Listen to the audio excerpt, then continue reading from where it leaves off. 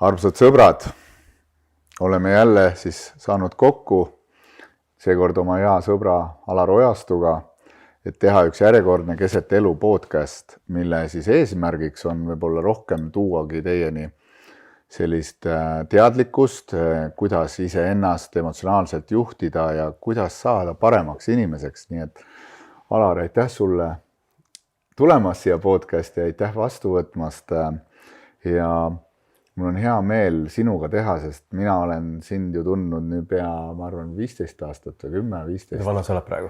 Mina saan varsti 55. Eks me saime tuttaks, kui sa olid 40. Ahso, no võt 15 aastat, eks. Ja kuidas ma siis omalt poolt sind tutvustaks, et ma arvan, et sa oled üks ka siuke minu arust üks põhjalikumaid enesearengu otsijaid, keda mina tundnud olen.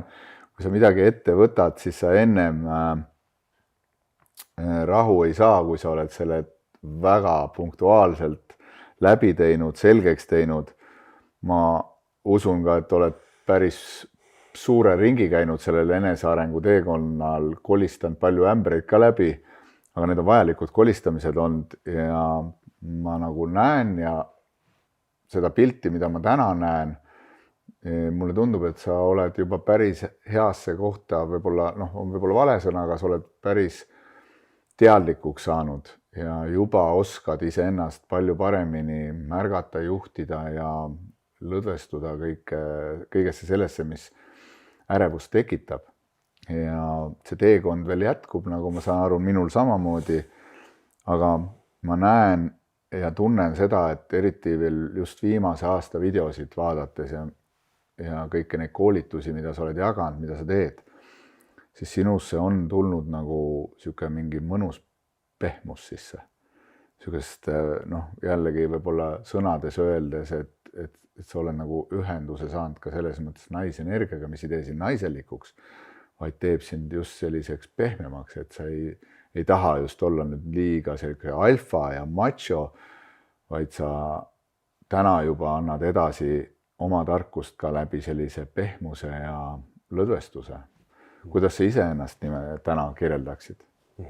Aitäh sulle, et sa ütled seda.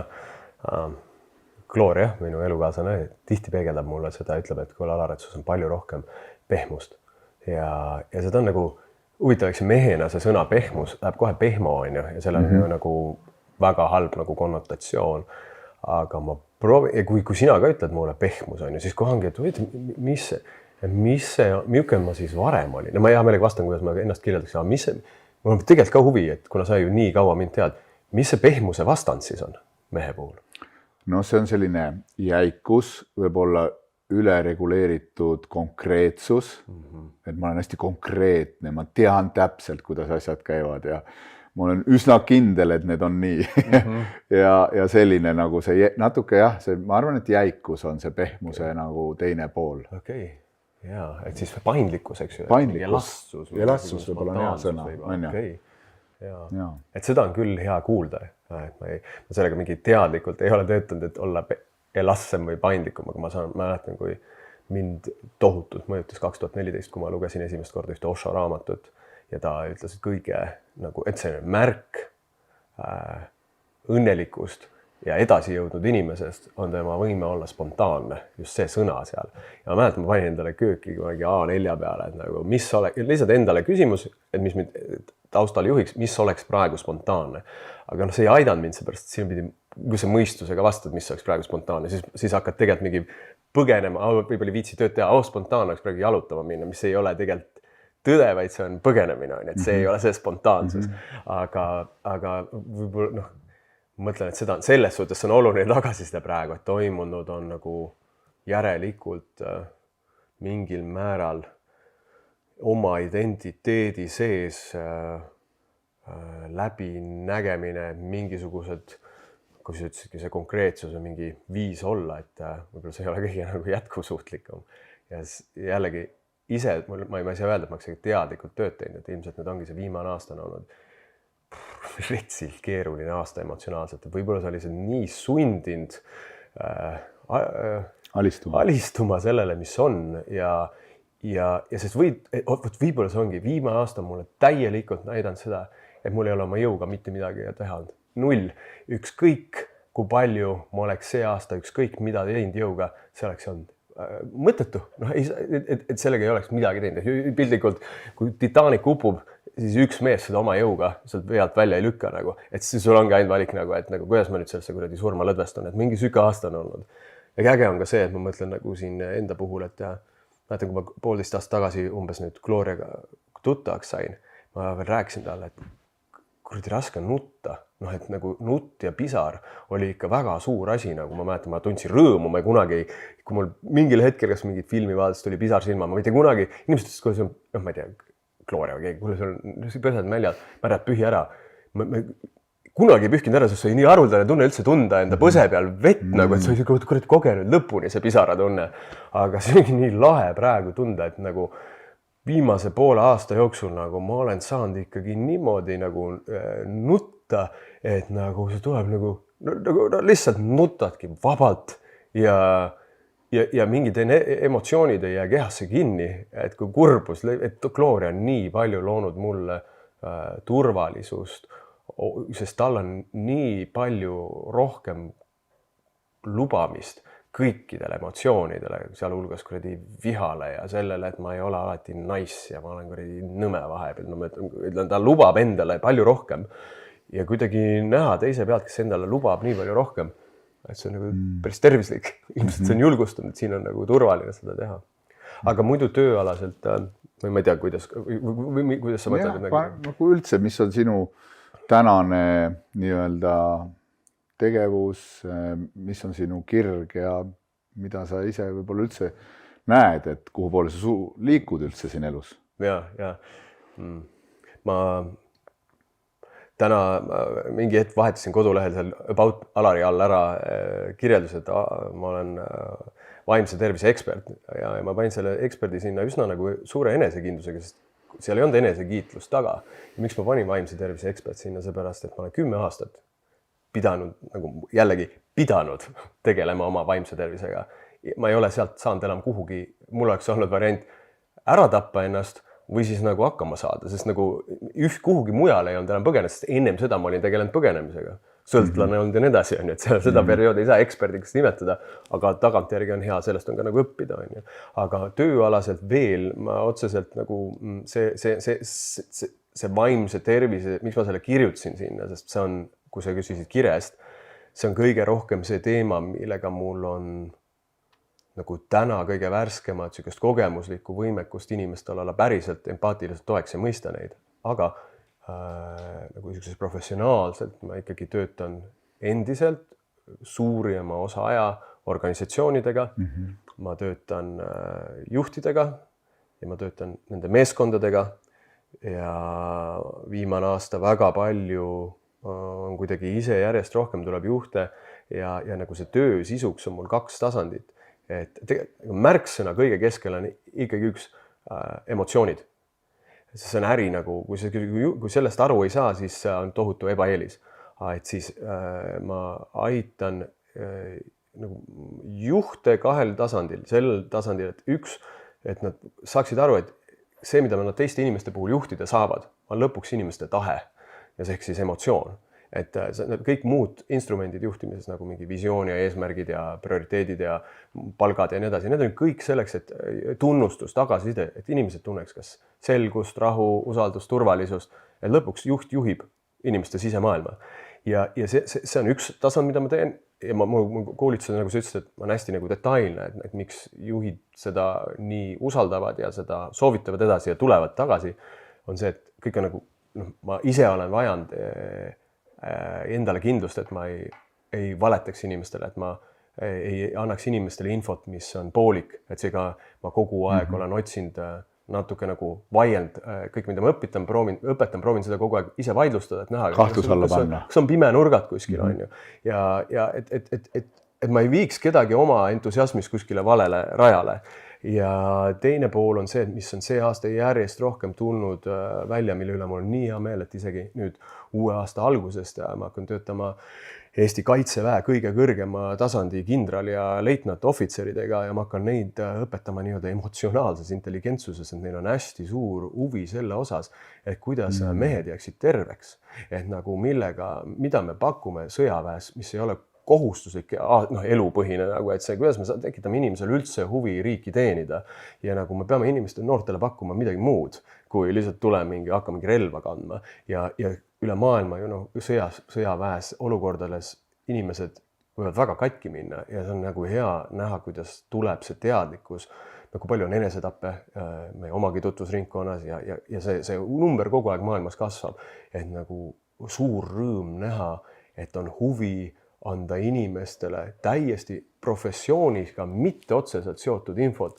vaid kuidas juhtida iseennast inimesena keset eluraskuseid, mis ei pruugi tööga üldse seotud olla, mis on, ma ei tea, abieluprobleemid ja nii edasi, eks seega nii kihvt oli, ma töötasin aasta tagasi kõikide Pärnumaa, Viljandimaa ja Saaremaa kooli direktoritega, õpetasin neile seda nii, kuidas teisi juhtida, kuidas nagu luua koolis õpetajatele keskkond, kus õpetajad tunneks turvaliselt, et see turvatunne läheks klassiruumidesse edasi.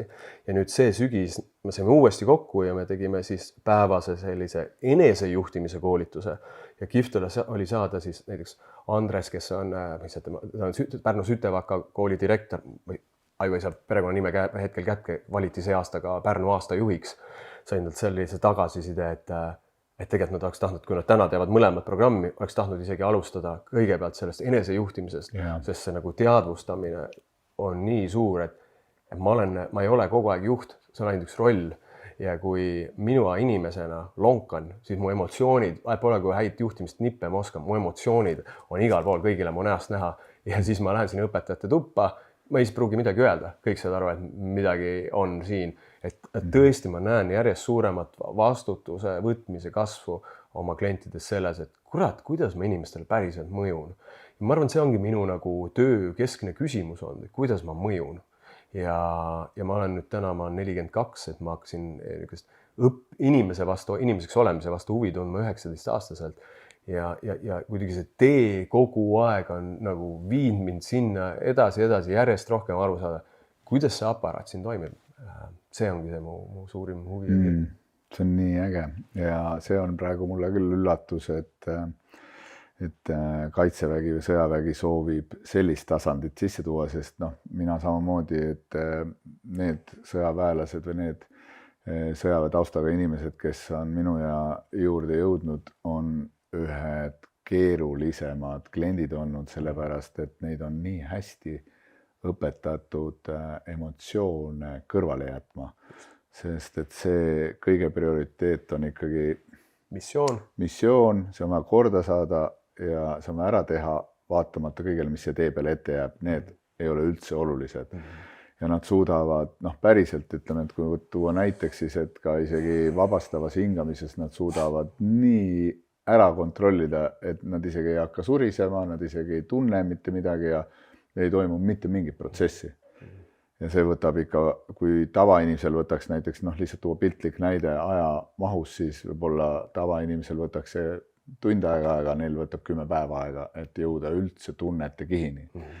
Ja võib-olla siis vaata selliseks ka ennem see pehmuse koha pealt tuua juurde, et ma arvan, et just mis on sinul ka nagu tekkinud, võib-olla kõige õigem sõna oleks kohanemisoskus.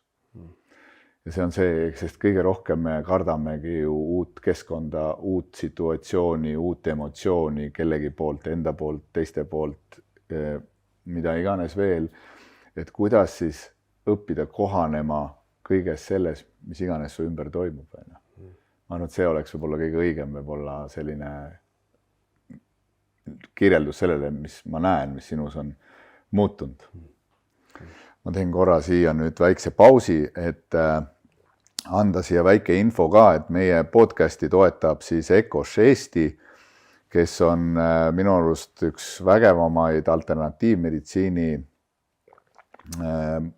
maaletoojaid ja kelle apteekidest võib saada, kelle nagu sellisest laoseisust võib saada kõike toetavat just sinu immuunsüsteemi jaoks, sinu närvisüsteemi jaoks ja see on tervislik, see on taimne ja see on väga kasulik, nii et sõbrad, kui teil on praegu just vaja midagi osta, siis kasutage sooduskoodi keset elu, saate 15% soodustust ja mina igatahes soovitan teile Ecoshi tooteid, sest ise kasutan ja olen väga palju toestust saanud sellest kõigest. Ja need ei olegi alternatiivmeditsiin, see on C-vitamiin ja D-vitamiin ja kõik asjad on nagu just naturaalsete komponentidega. Plus kui sa Ecoshist ostad, siis ma ei tea, kas sa oled ostnud poest ka, siis saad alati neil on üks eriti hea ploomi šokolaad, mille nad alati kaasa. Ma olen aastaid öelnud, ma võiks seda müüa, ma ostaks nende popim toode, oleks šokolaad.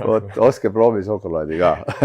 Aga lähme siis siit edasi, et ma mäletan Alar seda, kui ma ise tegin koos Raivo Johansoniga siis neid meeste seminaari hakkasin tegema ja just miks me neid tegema hakkasimegi, et kui mina ka oma elus seda kokkukukkumist, emotsionaalset kokkukukkumist nii-öelda siis kogesin, siis ma sain ka aru, et ma võin ükskõik kui rikas olla, ma võin ükskõik kui edukas olla, mul võib ükskõik kui ilus maja, suur maja, ilusad autod, ilus pere olla, aga kui ma välise mõjutuse poolt kokku kukun, siis ma sain aru, kui tegelikult mõjutatav ja kontrollitav ma olen väljapoolt ja ma ei suuda seest poolt hakkama saada selle välise mõjutusega. Ja tõesti, see võib nii hulluks kätte ära minna, et mis isegi, ma ei tea, kõrvaltvaataja jaoks tundub, et kuule, mis nalja teed, see ei ole ju mitte midagi. Minu sisemaailma jaoks tundub see maailma lõpp.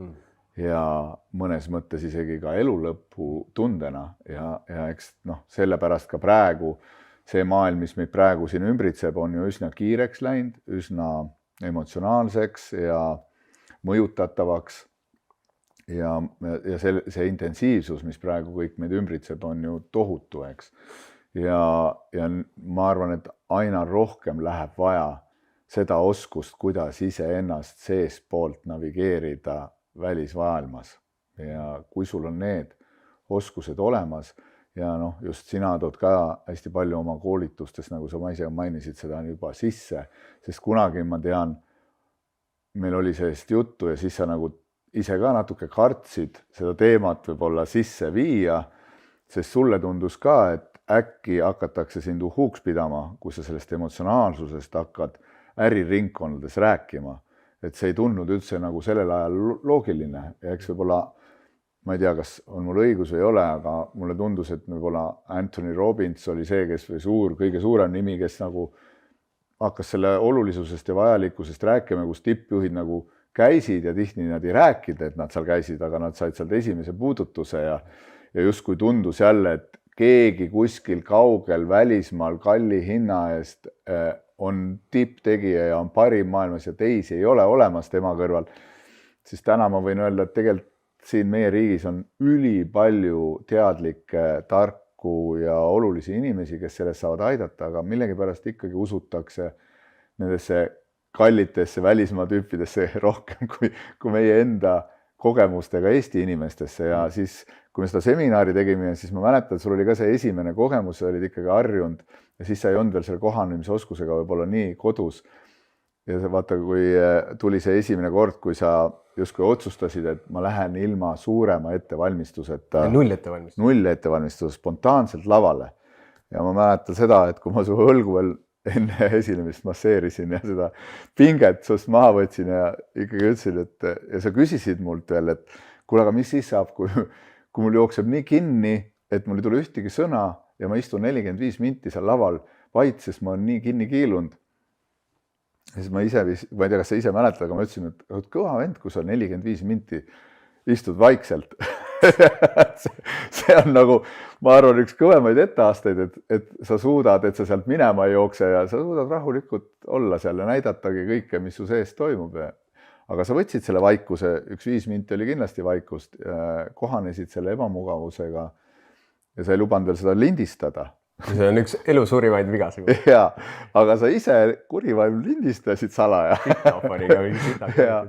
Ja sellest sai minu jaoks üks ägedamaid esinemisi üldse, mida ma sinus olin näinud, sest ma enne seda kogu aeg tajusin, et see on tore, aga see on kontrollitud ja see on väga täpselt ette valmistatud ja sinna sa ei luba ühtegi viga sinna tulla ja kui keegi peaks mingi väga ebamugav küsimuse sulle esitama, siis sa jooksed kokku seal.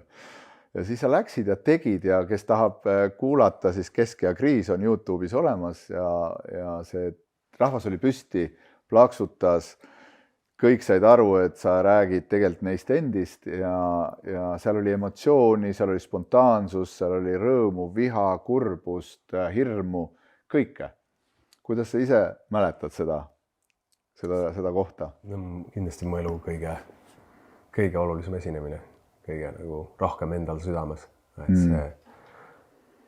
Sest seal ei olnudki just seda, sest vaata, ma vahel mõtlen, et mu koolitused on nagu täiuslikud teatrilavastused.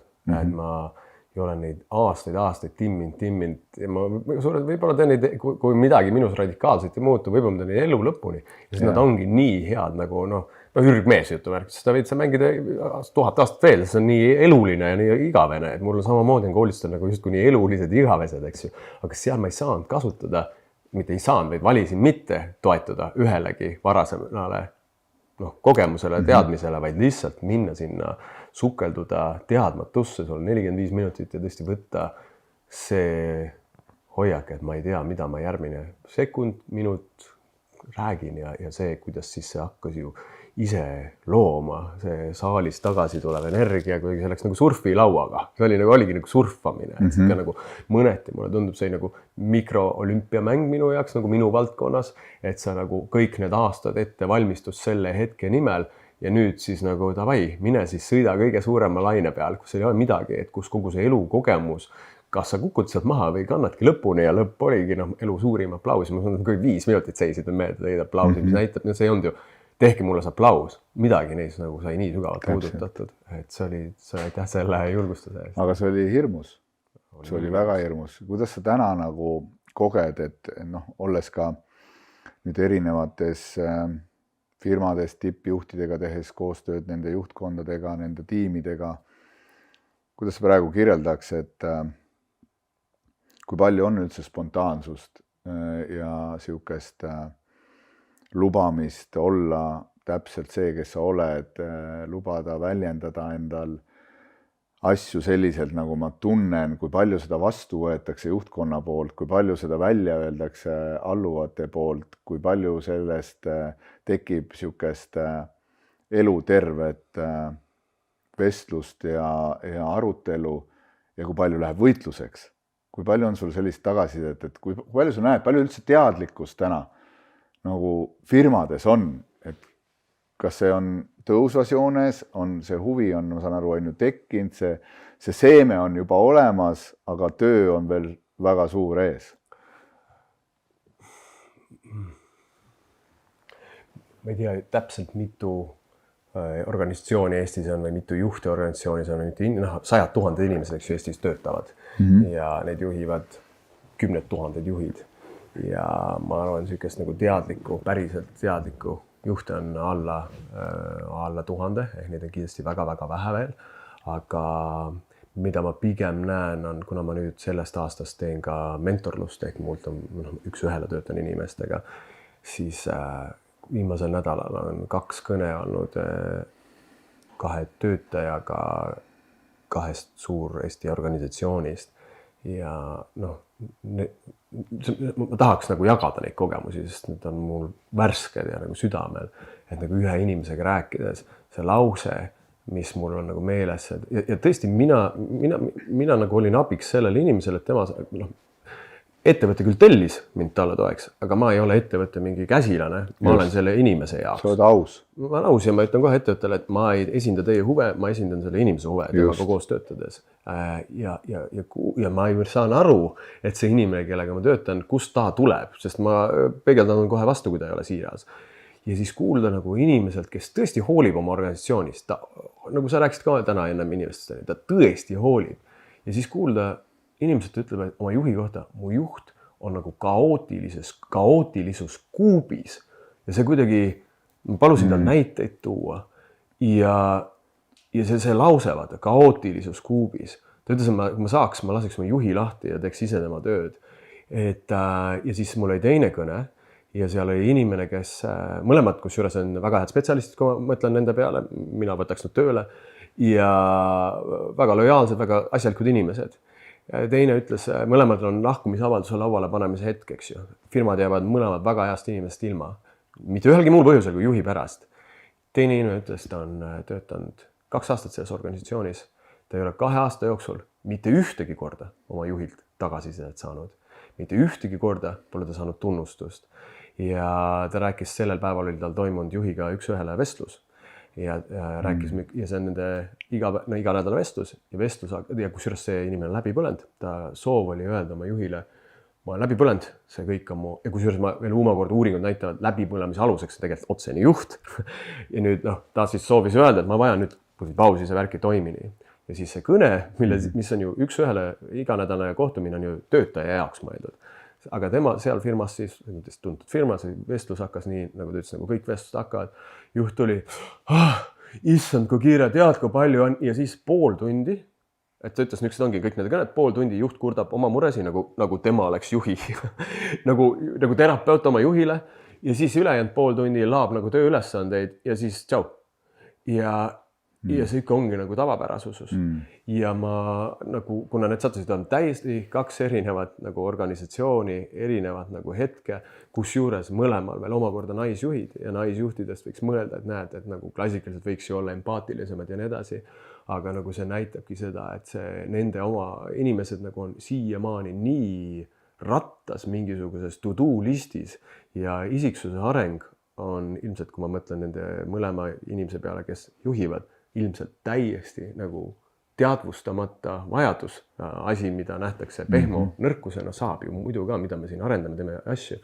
Et siis seda kaost on hästi palju ja see juhtida just mõlema näite puhul ju ei ole asi juhtimiskompetentsis, asi on selles, et emotsioonide mitte suuta juhtimise nagu oskuses.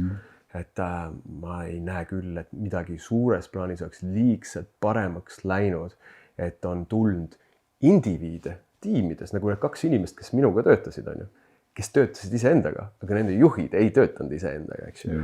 Ehk siis indiviide on, kes töötavad ja samas satub juhtimiskoolitustele mul inimesi, kes ala 4 aastat tagasi on lugenud mu raamatut, öelnud see raamat tõi kuskilt august välja nagu sinugi raamat, on ju, muutis bla. Ja selle minu raamatu tulemusel läksid õppima mingit holistilist teraapiat ja nagu nüüd on selle toonud oma juhtimisse juurde.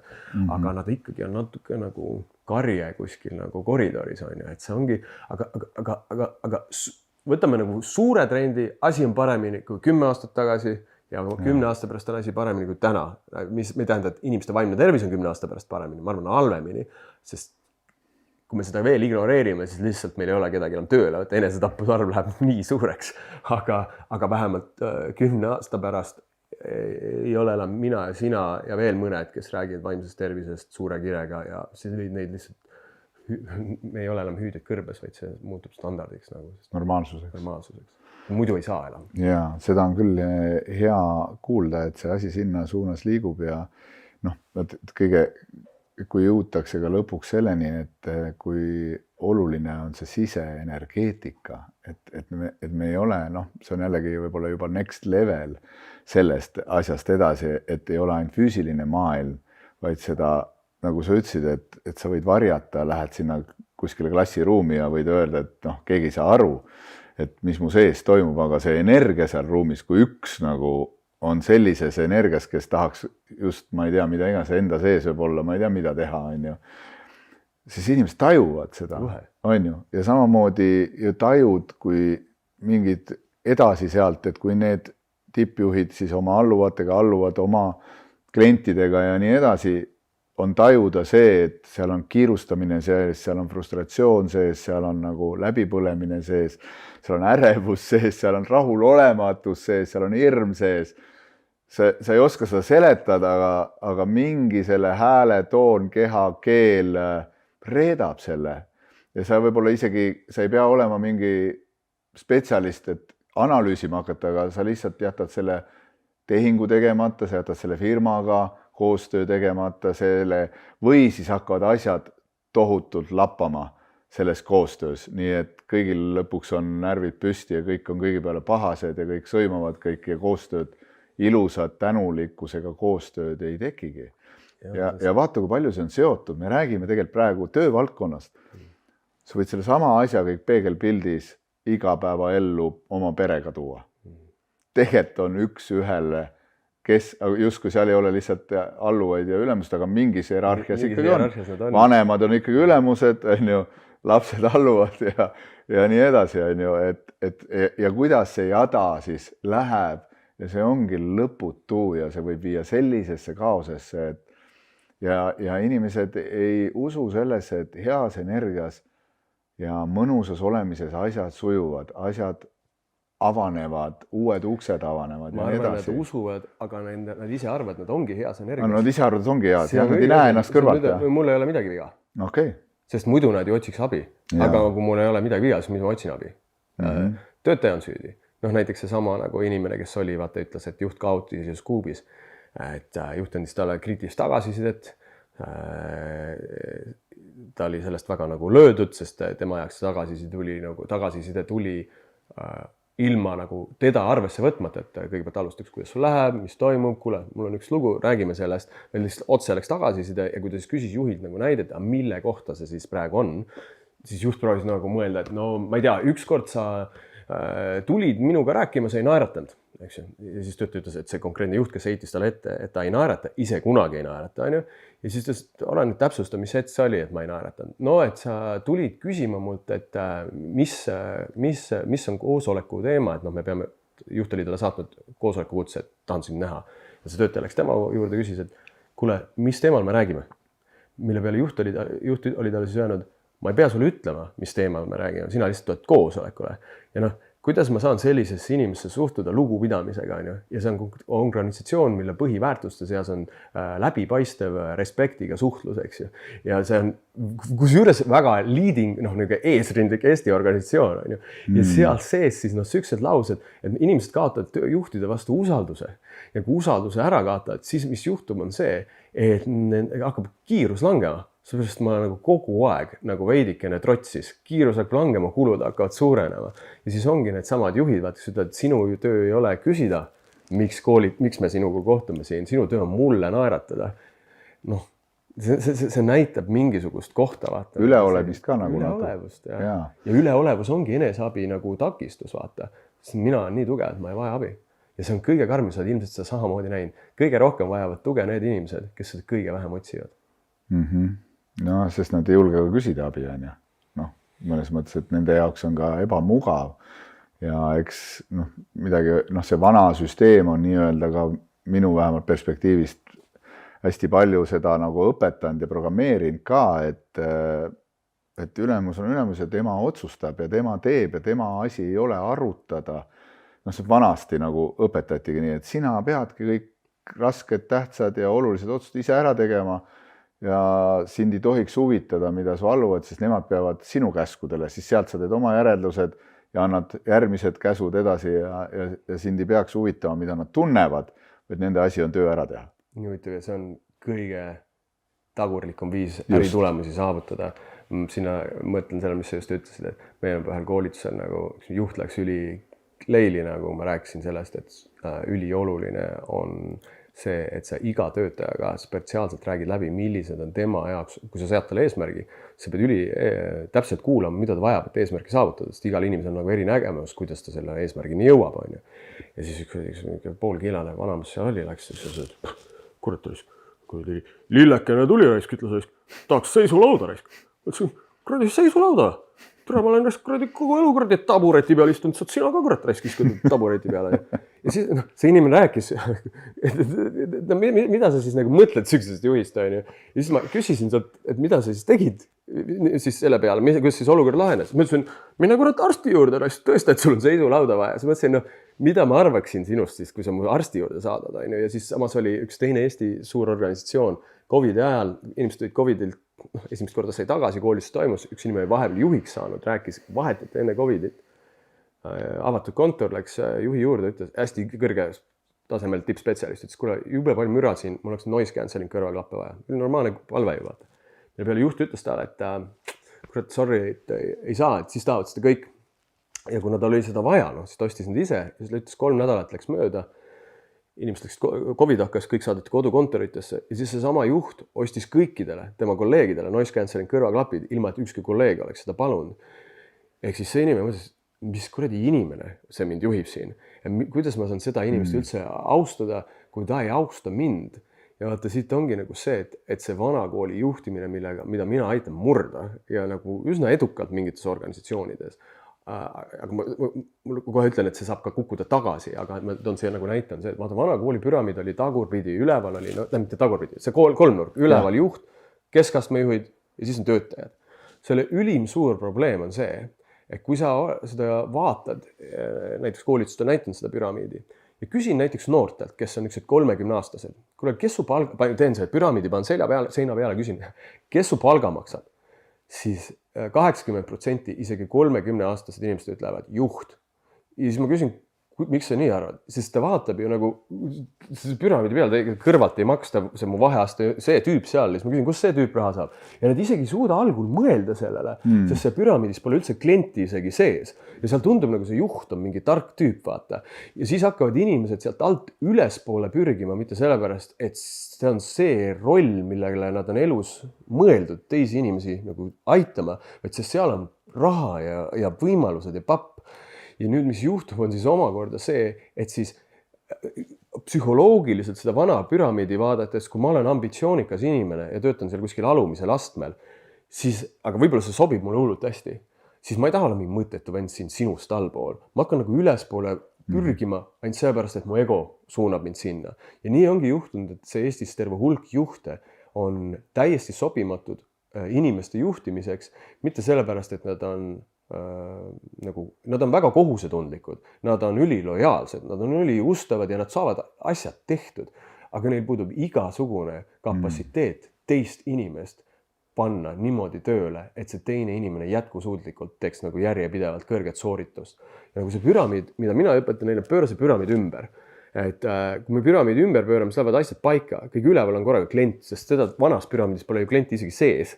Seepärast ongi siit teenindus, seepärast vaatan, et polegi, me olime kliendi teenindajad, seepärast see on mingi suvaline klient, mine ära, kui ei meeldi. Sest neil on sama tunne organisatsioonides, kui mine ära, kui ei meeldi. Me saame raha sealt. Just. Mitte sinu käest. Ja siis, kui me pöörame selle ümber, siis korraga on üleval on klient, on ju. Kliendile allub siis spetsialist, sest see on järgmine kiht, eks ju, või teenindaja ja siis juht on tegelikult selle teenindaja või spetsialisti all. Ja see on selle teenindava juhtimise ideoloogia, et ma olen siin selleks, et mitte olla mingi kontori hierarhia või struktuur, ma olen siin selleks, et olla teenindaja oma töötajatele. Ehk ma olen nii-öelda teenindaja sisekliendile, et nemad saaksid luua erakordset teenindust. Sest nagu neid on palju rohkem kui meid juhtidena. Neilt tuleb nii palju sisendit. Oleme neile toeks. Ärme vaja seda nagu pidevalt, et mina tean, teie teete. Mina kunagi juhtisin nii, mina tean, teie teete.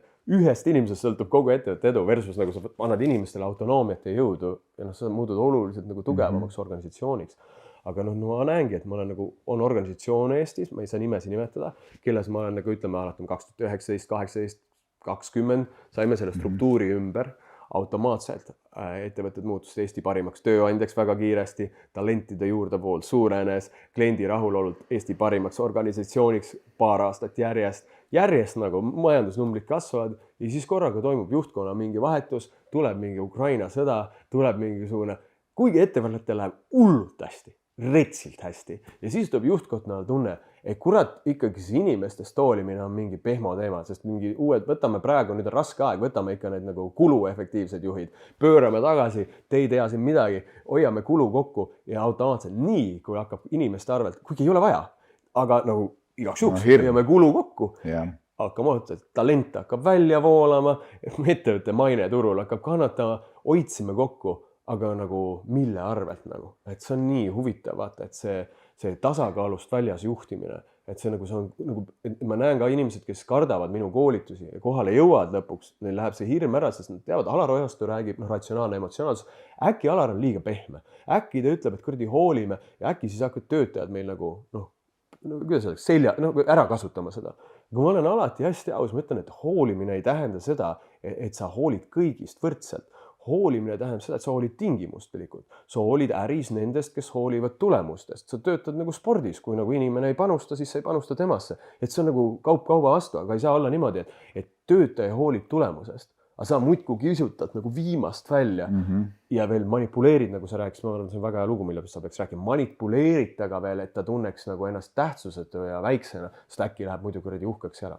Ja seda, mis ma jagasin sulle ka, et minu juurde jõuab väga-väga palju inimesi, kes nagu ongi selles kohas, et nad ei olegi kunagi saanud ühtegi head tagasisidet, nad on pühendanud ennast kes 10, kes 20, mõni isegi 30 aastat. Ja ta ka, see on ka tema õppetund, ta ei ole kunagi ka ise seda otsust vastu võtnud, sest see tavaliselt on jälle nii psühholoogiliselt nii ka mõistetav, et tema jaoks võib-olla on see hirm, et on küll sitt, jeblatakse mu ajusid küll iga päev, aga ma vähemalt saan palga kätte ja ma saan oma maja liisingu ära makstud ja kannatan edasi ja siis kukuvad tervisega kokku ja väga hullude diagnoosidega, sest ta on enda sees kogu aeg seda nagu ratsionaalset emotsionaalsust siis võib-olla hoidnud või kannatanud endasse ja hoidnud kinni ja see on seda söönud seestpoolt. Ta on elanud vastu enda väärtusega. Just. Ja ei ole julgust ka teist otsust, aga nagu see, et niisugused võikski öelda, kas ükskõik kuidas keegi nimetab, kas on see enda energia, mis tuleb ära muuta, sinu enda õppetund, karma, nimesid on nii palju erinevaid, tegelikult ühte asja teeme kõik, on ju. Et kas sa teed selle siin kohas selle julguse ära, sest ainult niimoodi saab muutuda. Kui sa ütled, et ja seal on jälle oskus, kuidas sa seda väljendad, kui sa lähed üks päev koguneb su see nii kaugele see kõik see on ja plahvatab, siis sa lähed, lööd jalaga ukse lahti ja võib-olla võtad veel pea ka maha sellel tüübil, on ju, kes on suga nagu niimoodi käitunud, sest sa oled Palestiina ja Iisrael näitab seda ilusti, suruma alla, lõpuks nagu sa ei saa igavesti alla suruda. Just, ja siis ongi need kohad, et kuni sind lõpuks siis võetakse tervisega maha või siis juhtub või siis lihtsalt üks päev öeldakse sulle, et kuule, et kao minema, aitab küll.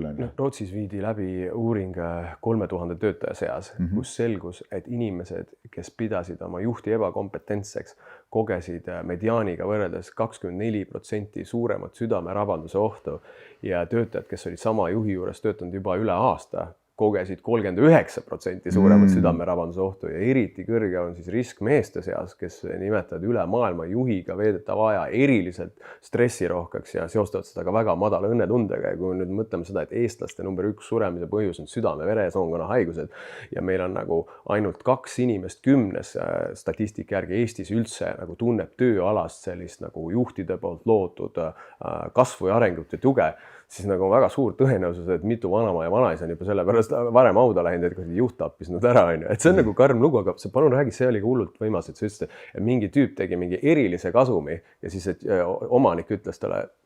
Jah, et see oli niimoodi, et jah, et siis mingi hästi pikk projekt oli, polnud pikalt nagu siis nii-öelda see firma ei olnud ammu nagu nii suure marginaaliga nagu kasumit saanud ja nii-öelda siis tagasiside oli siis selline, et kuule, et miks nii vähe? Miks nii vähe? Kuigi oli aga jällegi seal on ka sellised õppetunnid on sellised, ja inimesed tihti, vaata, seal on üks hästi huvitav kahepoolne konks tegelikult, et enda sees ka tihti eeldavad ja väljendamata, see on see tsirklingu teema, millega sa nagu oma vabal ajal tegeled, mis teine hobi sul.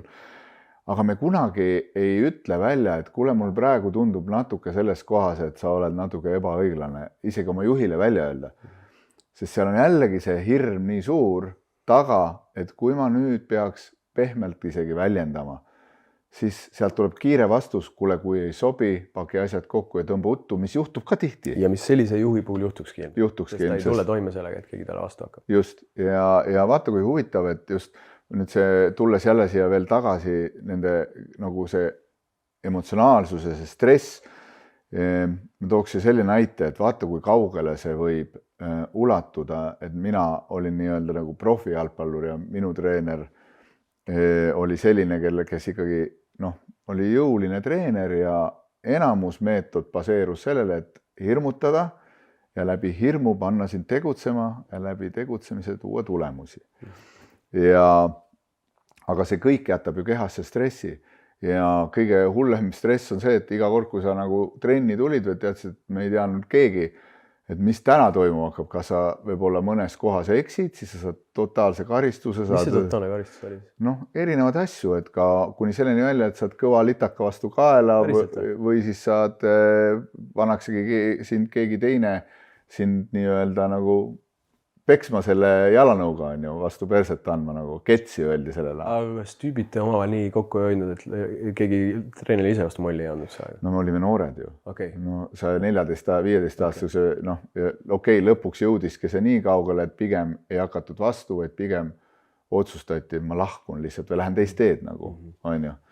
Et aga 25 või 30 aastat hiljem ma lähen samasse ruumi ja kõik ma olen aru saanud, kus see tall tuli, kõik andestatud, mingid teemad, aga kehas on nii ärev tunne olla sama inimesega ühes ruumis ja vaata, millise mälu jätab, aga nüüd, kui sa iga päev lähed tööle ja sa tead, et esiteks, et sind ei hoita seal, sind ei väärtustata, võib-olla sõimatakse, kogu aeg nõutakse ja veel mida iganes. Ja sa lähed sinna sellise stressi leveliga ja vastu tahtmist ja sa ei naudi seda, sest see pole meeskonnamäng, vaid see on mingisugune teater, mis seal toimub. Sa ei saa olla sina ise, sa tunned, et sa ei saa väljendada, võib-olla mingi asi tundub isegi, et kuule, et siin saaks minna nagu palju ägedamat teed pidi, aga sa ei julge, sest sa oled ühe korra proovinud, kohe vastu näppe saanud, vastu nägu saanud ja enam sa ei proovi, sest see nii-öelda ka tippjuht ei tekita sulle ka seda turvatsooni, et kuule, mis iganes, isegi kui see on lollus, räägi ikka, võib-olla see minu jaoks on lollus, aga teiste jaoks ei ole, sest minu perspektiiv suudab ainult seda sellest kohast näha, aga nagu öeldakse, et tihti on, et kes on nagu juhid, kes on kasvanud juhiks läbi kooli ja kes pole kunagi näiteks, võtame kas või kõige lihtsama asja, trassi ehitus on ju, kes pole ise kunagi seal trassis isegi käinud, ei tea, mis ootab seal ees neid on ju, ja nad ei oska isegi näha mingeid asju ette, mis tulevad lahinguväljal ette, siis nende jaoks on jumala, mis te virisete, on ju. Mehed räägivad tegelikult päris asjadest, kuule, siin on vaja muutus, nagu see kõrvaklapigi teema on. Muidu mul lihtsalt ju müraga suureneb stress ja stressiga väheneb töövõimekus ja töövõimekusega väheneb kõik, mis me siis endast välja annab.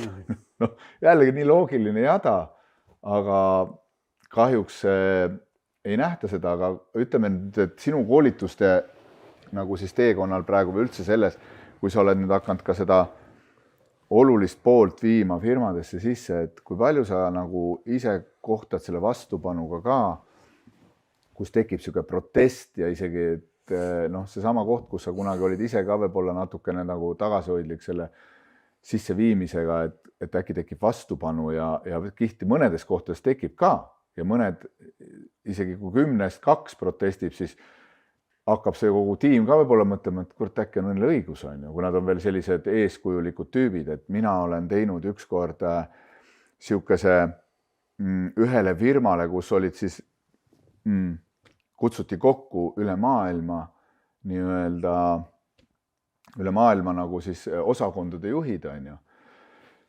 Ja siis minu ülesanne oli, noh, nad kõik olid täiesti võõrad enesearengust, ja mulle paluti, et teeme 3, 4, 5 päeva seal kuskil metsas, teeme enesearengut ja hakkame siis vaikselt minema ja vaatame, kuhu lähme välja, et kuhu jõuame. Ja kohe, kui peale esimest juba praktikat hakkas mingi 5 tüüpi täiega protestima, et me mingit lolli siin küll mängima ei hakka, me mingit asju siin ei tee, mingit joogat ega ei raputa siin ega ei hääli siin ega ei lase enda stressi välja ja mingi pekki sinna ja hakkas protestima. No. Ja juba mingid, kes on nagu siuksed kogu selles tiimis ennem ka kõige rohkem räägivad, kõige rohkem on maskid ees, kõige rohkem tahavad üle olla teistest, on ju. Ja juba sa tajusid, et need, kes tegelikult tahtsid, tõmbasid ka ennast kohe juba tagasi, et et me igaks juhuks ei lähe, sest need pärast räägivad meist nagu lollidest, on ju. Ja väga raske oli seda läbi viia, ma pidin ülipalju asju nagu maha tõmbama ja viima hoopis sellisele tasandile, kus oli minu jaoks nagu võib-olla täitsa nagu mõttetu, noh. Et seal ei tule tulemust, me võime siin trillu lilutada, aga sellel ei ole tulemust, aga teeme see ära, kui te ei taha tulemust, noh.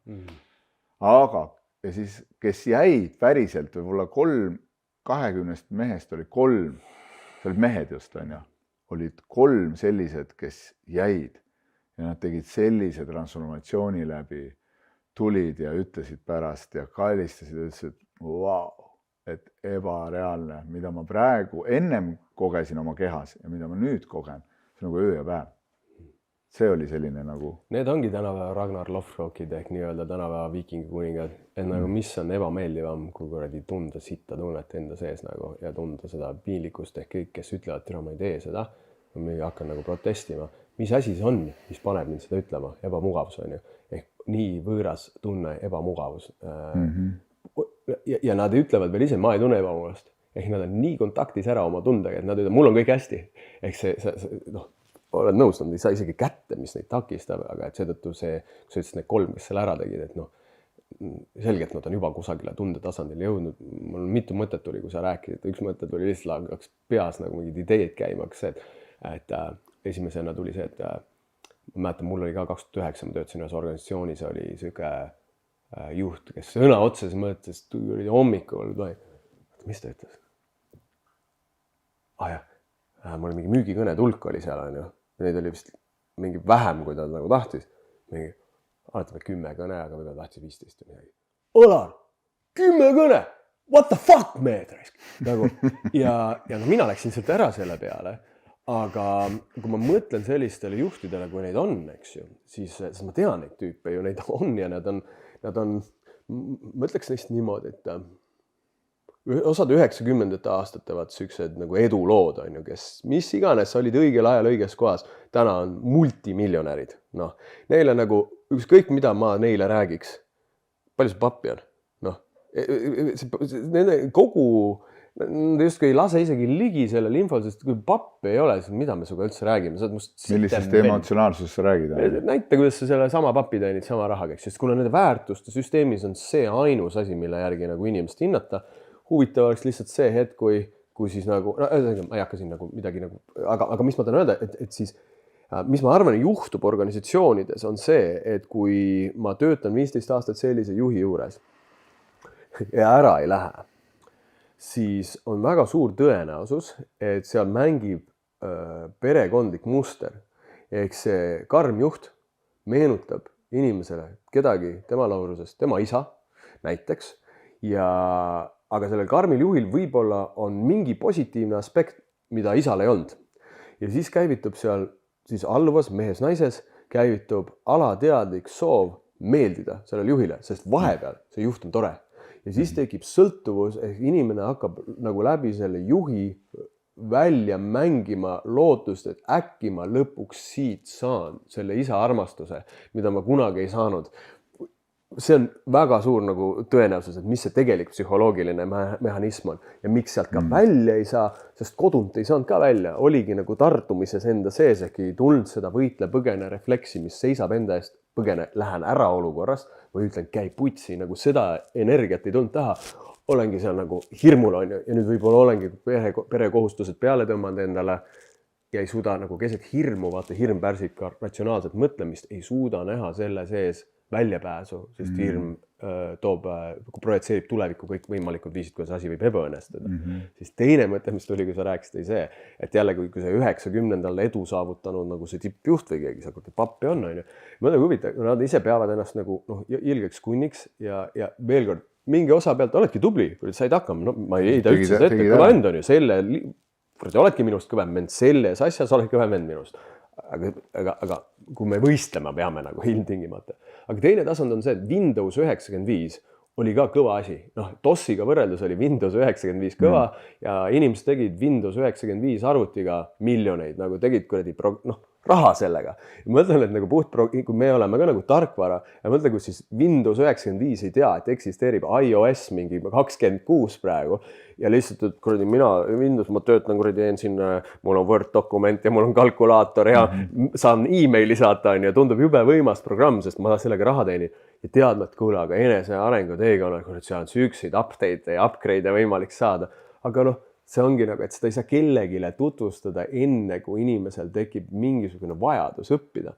Ja nüüd, kui sa siis rääkisid lõpuks sellest vaata seltskonnast, kes seal vastu hakkas, et mul tekkis ka siin 2 nagu tasandit, et esimene mõte oli mul see, et noh, see on hea vaata, et sa sellest räägid, sest mul see sõjaväekindralite, kes see töö ootab ees ja mul on ka öeldud, et see on kõige raskem publik, kes võib olla, seetõttu mul on nagu ühtepidi hästi põnev, et vau, et niisugune nagu suurema plaani usaldus, et vau, et mingil põhjusel elu hetkel sätib mind sinna, on see minu kasvukoht, nende kasvukoht igal juhul, aga mul on olnud ainult korra see, et sest mida ma algul hakkasin mõtlema sinu jutu kuulates, okei, äkki oli see, et neil jäi puudu see nii-öelda ratsionaalne buy-in, et nad saaksid nagu seda, kuna nad nagu nii elavad kogu aeg oma peas, et nagu tooks nad läbi nagu selle pea ennem nagu ringiga nagu sinna usaldusse ja nagu aju peab nagu ära ostma kõik asjad. Aga see mulle meenutas seda, et mul oli 3 aastat tagasi üks koolitus Lõuna-Eestis ühes rahvusvahelises organisatsioonis samamoodi, Eesti mingi startup, juht eestlane ja ma olen ju tema teenistuses seal, et tema firma läheks paremini. Personalijuht oli mu kutsunud, minu viga oli see, et ma tegevjuhiga ennem läbi ei rääkinud, sest vaata, mul üldiselt ei olegi väga vastuseisu koolitustel. Just sellepärast, et minuni jõuavad, tundub, et need organisatsioonid, kus juba personalijuht on nii tugev, et ta tahab seda nagu minu meelelaadi müüa sinna ja ta usaldab, et see organisatsioon on valmis. Ja seetõttu ma tihti minevikus ei rääkinudki eraldi juhiga läbi, sest mul tundus, nad teevad nagu nii koostööd. Aga nüüd ma räägin alati tippjuhiga läbi, sest seal juhtus siis see asi, et ma rääkisin sellest samast tagurpidi püramiidist. Teie, see juhtimiskoolitus, teie olete siin selleks, et toetada oma inimesi, et nemad saaks toetada kliente. Ja tüüp hakkas täiega vaidlema ja plõksima ja tema argumendid olid absurdsed. Ja see oli koht, kuna mul ei olnud ka see päev kahjuks väga lihtne enda see on minu koolituse, ma võiks nimetada professionaalses tasandis 1/3 professionaalse tasandi nii-öelda ebaõnnestumisest, kui võiks nii mõelda, et ma ei näidanud tipptaset selle olukorraga toime tulemusel. Ma läksin nii närvide peale ja ma lihtsalt korra ütlesin, davai, ei suuda suga rääkida ja pidin silmad kinni panema ja hingama sisse-välja, sest ma hakkas karjuma peale alla hakanud. Ja siis ma tundsin, kuidas ma kaotasin kogu meeskonna usalduse, kes seal olid, kõik läksid juhi poolel üle. Ja siis oli paus ja ma läksin tüübilt küsima, mida sa praegu tegid, et miks sa praegu tegid seda? Ütlesin personalijuhile, jää ka palun korra siia ruumi, et nagu ole meile vahendajaks. Ja siis oli kõige kurvem see, et siis see tüüp, kes seal oli selline isane nagu selle grupi ees, muutus nagu koolis, tead nagu koolikiusa, kes muutus direktori kabinetis mükuks, kes hakkas nagu käed hakkasid värisema ja hakkas niimoodi naeratama. Ei, ma nii saa, tead mingisugune poisike tuli seal välja ja siis ma ütlesin, aga kas ma saan õigesti aru, et sa tegelikult muga nõus või? Ja siis ma sain aru, et tegelikult mõtled täpselt nagu mina, et tal oli vaja ässa panna selle grupi ees, et korraga tal tekkis mingisugune ebakindlus, et väljast tuli tüüp, kes võib-olla seletas mingit asja selgemini, kui tema on edasi andnud. Et vaata jälle toob märkuse, selle juhtimisalane ebaõnnestumine tal, isiksuse arengu läbikukkumine. Aga vaata, siin on jälle üks päris huvitav koht, mis mul nüüd jälle sinu jagamise käigus ka korraks tekkis, et sama asi, et kui ma tean, et kus kohas ma ise oma võib-olla asjadega arenguga olen, et mind on tellitud sellena, kes ma olen, et justkui kui sa ostad nagu Mersu teenuse või tahad autot Mersut, aga siis sa lähed viid, ütled, et siin on Mersu, tead, et aga pane talle laada väljed alla, võta talt kõik tuled ära ja siis see, sest et noh, ma ei tea, me ei oska veel selle Mersuga sõita, et igaks juhuks me muidu pärast peame selle kõik kinni maksma ja selle pulli, aga me ei oska sõita. Et kus see piir siis jookseb, et kui ei olegi nagu vastu valmis võtma seda taset, on ju, ja siis sa nagu ise ka koolitajana, ma ei tea, et või sellise enda tarkuse või kõige edasi andmisega ei taha enam neid lasteaiamänge, vaid et astume siis kohe, jätame selle nagu lasteaia siit ära või on siis vajalik, aga ma ise tunnen isiksusena, et ma ise ei taha enam lasteaiamänge mängida. Et ma nagu asume asja juurde, et ärme nagu suplesin vahu sees, tuleme sellest vahust välja ja hakkame asju selgemalt nägema ja võtame vastutuse. Võtame vastutuse, sest et isegi kui see on protest tekib, isegi kui testib vastupanu, see ka näitab sinu kui juhi võib-olla võimekust, et kas ma üldse olen valmis ka uusi asju proovima, et ei tee järeldust ennem, kui ma ei ole ära proovinud, sest muidu ma ei tea ju, nagu sa tõid selle arvuti näite, et kui ma raiun, et see on õige, see on ju Microsoft ja aeg läheb edasi, asjad nagu on hoopis teises kohas, aga ma ei proovi isegi, kuidas sa siis teada saad nagu? Et noh, ma ei tea, kas kuidagi resoneerub ja ma ei tea, kas sul tuleb ka ette selliseid asju, et kui sa võib-olla, noh, ma ennem küsisin ka, et liiga võib-olla sa teed praktikaid ka aeg-ajalt, tood sisse on ju inimestele, et kui see on võib-olla sinu jaoks normaalne ja tundub, et nagu, et tead ka, et see töötab, aga ei tulda kaasa nagu. Siis, kuidas su sellisel juhul nagu? Ma nagu, mul on empaatia just tekkinud selles osas, et ma tean ise ennast, et vaata, ma olen, no see sama, mis sa ütles, see jäik pool Alerist, on ju, et ma ka liiga naljalt, kui ma ei usalda kedagi, ei ole valmis koostööd tegema temaga, kui ta ei ole mulle autoriteet. Ja ma liiga kergesti ka teiste inimestega, kes on mulle võõrad, ei tule nagu kaasa asjadega. Mul peab olema mingil määral loodud platvorm, et ma oleks üldse valmis sinuga mingeid asju nagu katsetama, eks ju. Ja nüüd seetõttu ma saan osadest inimestest aru, et neil on vaja nagu sissejuhatus peab olema üsna nagu pikk ja leebe, sest mul on endal olnud vaja, see on ühtepidi täna minu tugevus, et ma olen nii palju õppinud, aga ma olen õppinud seepärast, ma olen nii skeptiline, et ma olen ennast pidanud iga nurga alt veenma, et see asi, mida keegi räägib, see on päriselt ka pondiga. Ja ma näen, et skepsisel on seetõttu oma väärtus on ju, ja ma seetõttu näen grupis ju nii palju skeptilisi inimesi, ma saan aru, okei, need mina minevikus, ma pean enda nagu aju hellalt nagu tooma nagu kohtadesse läbi nagu turvalist radapidi nagu, et aga õppetund ka sellest aastast, et seda turvalist radapidi tuues tegin ühe hästi lihtsa hingamisharjutuse ühe grupi juhtidega ja väga meeldiv suhe tellijaga. Ja pärast rääkisin taga ja oli pahane mu peale sellepärast, et ma palusin panna inimestel hingamise aeg silmad kinni. Ma isegi ei näinud, ei osanud üldse mõelda, aga tema jaoks oli täiesti mõeldamatu, et ta on teiste juhtidega ühes ruumis silmad kinni. Et see on nii isiklik tsoon, ta ei, keegi ei ütle mulle, ma nende inimeste silma kinni panen. Ehk mulle nagu oluline õppetund, davai, et ma nägin, et kuigi ta mind professionaalina usaldab, aga ma ei saanud teda isegi küsida talt liigselt suunavaid küsimusi. Et kuule, mis seal tegelikult juhtub, sest seda avatust ei ole. See on nagu koht, kuhu ma suga Alar isegi ei lähe. Seal on nii tugev piir ees ja ma saan aru, et coachingus on see, et mul peab suga kokkuleppe olema, sest ma võin suga aus olla. Ja kui inimene ütleb, ei, ma ei soovi seda, siis see ei ole, ma ei ole siin selleks, et kedagi muuta jõuga. Aga ma sain talt jälle selle õppetundi, kui ma järgmine kord tegin sama harjutust, ütlesin, silm ei pea kinni panema, aga on soovitusi. Kui tahad, istu silmad lahti. Just. Ja see oli kõigile vabaduse. Ja võib-olla selle nagu vabaduse andmine tundub hästi oluline, et igaüks saaks õppida endale sobivas tempos. See on hästi oluline, aga just, et ka tekiks siis see, et kui ma ise ei ole valmis, mida ma oma just väelaagrites ka olen hästi palju märganud, et kui inimene ise ei ole valmis, siis ta hakkab protestima. Ja töökeskkondades samamoodi, et ma ise ei ole valmis muutuma, aga siis tõmban teised ka kõik sinna paati, et ärge te ka olge, siis mul üksi on jube ebamugav siia ühte paati üksinda jääda ja hakkan kõike selleks tegema, et hakata ka seda, kes toob seda innovatiivset võib-olla mõtlemist ja lähenemist ja soovi midagi muuta sisse. Aga ma nii sulle, mulle, ma tean, et iga muutus väga raske nagu vastu võtta, et samamoodi, et tuli see tehisintellekt on ju ja AI ja mul sama alguses ma mõtlesin, minge metsa nagu tegelikult ka, et see kaotab nagu ühtepidi täiesti sellise iseenda analüüsimise ära, iseendaga nagu tunnetused kogu aeg igas asjas hakkan küsima sealt ja see juhtub hästi kiiresti ja päris hakkadki küsima kogu aeg, et ei ole sellest enam oma tunnetust, sest see on tõesti ühtepidi super hea tööriist, aga teistpidi ma näen, et ka hästi kergelt võtab üle, sest inimesed teinekord ka mul on jaganud, et ütleme, et selle AI-ga ka, et nii-öelda,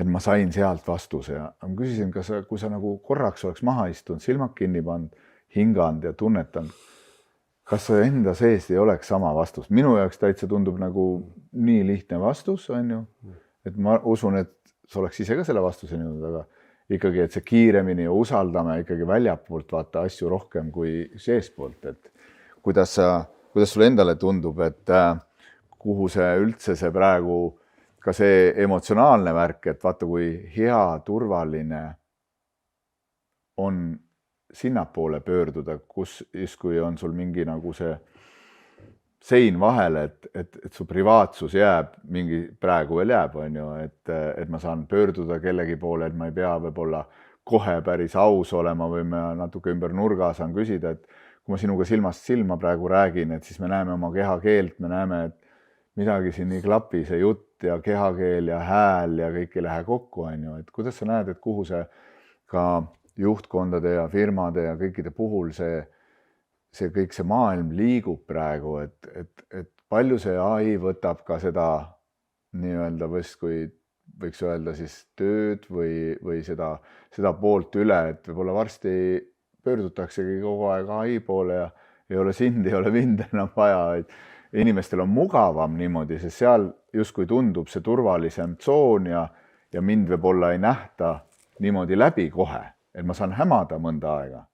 Kuidas, mis sinu nagu nägemus sellest kõigest on, et see on nagu ühtepidi, nagu iga hea asjaga on oma plusspooled ja väga suured miinuspooled, on ju, et eks seal on mõlemad pooled alati olemas. Ma saan lihtsalt, kus ma oma mõtetega seoses olin. Ma kasutan hästi palju AI-d just selleks, et küsida talt perspektiive ja panna teda enda mõtlemises nägema auke. Ehk just see, et mul on näiteks mingid pereteemad, mida ma olen rääkinud, millega on vanematega ja perega nagu erimeelsused. Ja kui ma muidu oleks pöördunud, ma teen seda endiselt, et mida ma alati teen, on see, et ma helistan oma sõpradele, kes ma usaldan, keda ma tean, kes annavad mulle ausat vastust ja on valmis ütlema ka, täna ma sinuga küsisin, kuule, kas mainime ühte inimest siin, sa ütlesid ära maini, et ma võtan nagu alati kohale, kus mul ei ole silget head, kus on tunne, et mis on siin kuradi hea, õige ja nagu aus nagu. Ma võtan alati perspektiivid kõrvale mitu, et aru saada, et ma ei usaldaks alati, mitte ära usalda oma sisehäält, aga kuna ma tean, et mul ei ole üks sisehääl, mul on siin erinevad hääled, on ju, kes tahab kätte maksta, kes tahab kaitsta, kes tahab, mis iganes motiive siin nii palju on.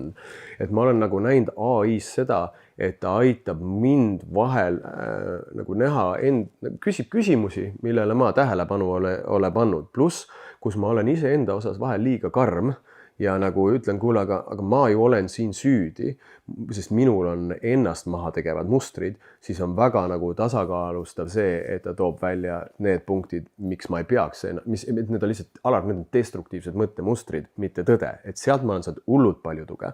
Ja ma ise sooviksin seda, et vaata praegu ka, ma näen täiesti, et 10 aasta pärast mul istub siin kodus nagu mingi robot, kellega ma peangi nagu terapeutilisi vestluseid, aga mille poolest ma arvan, et ta kunagi ei asenda osasid terapeute, väga paljusid terapeute ta kindlasti juba asendab, igasugused IFS ehk nagu siseosadega, ta asendab sitaks palju asju varsti ära.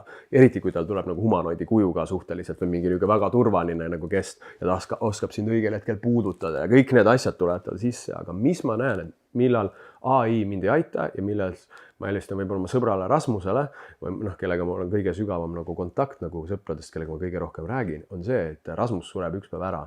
Ja see loob Rasmusele ühe nagu eelise AI eest, sest tal on best before, ehk tema elu mõtestamine käib läbi elukaare ja see nagu taju, et elul on mingisugune dünaamika ja perspektiiv veel, kus me oleme surelikud.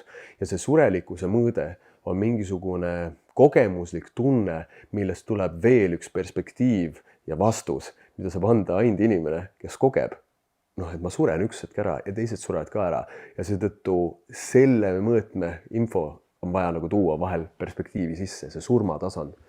Aga kas oli tundu, et ka see pool, et see ettearvamatus, elusus, et vaata arvutis on ikkagi sees siuke programm ja üsna kontrollitud programm ja seal ei ole spontaansus sees, seal ei ole sees seda, et närvisüsteem korraks praegu lõi klemmik kokku ja see vahetu reaktsioon, mida AI võib-olla kunagi teeb, täna veel ei tee. et mis tegelikult võib-olla pinnapealselt toob sulle kõik need head ja mõnusad vastused, aga see, mis võib-olla sind kõige rohkem tervendaks ja võib-olla sinust trigerdaks välja selline kõige raskema teema, seda ta ei tee veel täna, aga seda inimene teeb. Inimene küsib väga lolli ja planeerimatu küsimuse ja siis sul paneb hoopis teine perspektiiv ja vaatad, vau, et ma seda ei oleks isegi kõige halvemas ja unenäos ja seda ei ole programmides ka veel sees. Mul ei ole seda kogemust, sest ma olen nagu töötanud nüüd, et ma olen ise vajanud alates 2017 olen ikka kümnete tuhande eurode eest on teraapias, katsetanud kümneid erinevaid terapeute ja ma näen, et terapeudiga juhtub see, et teraapia rollis enamik terapeudid siiski panevad. Mina samamoodi, kui mul on mentori kõne, ma panen mingil määral mentori müntsi pähe. See on sellele inimesel suunatud aeg. Ma nagu osa alarit nagu läheb kõrvale, sest see ei ole tema jaoks oluline, eks ju. Ja seega see loob juba nagu selle raamistiku, mille sees mingi info juhtub, on ju.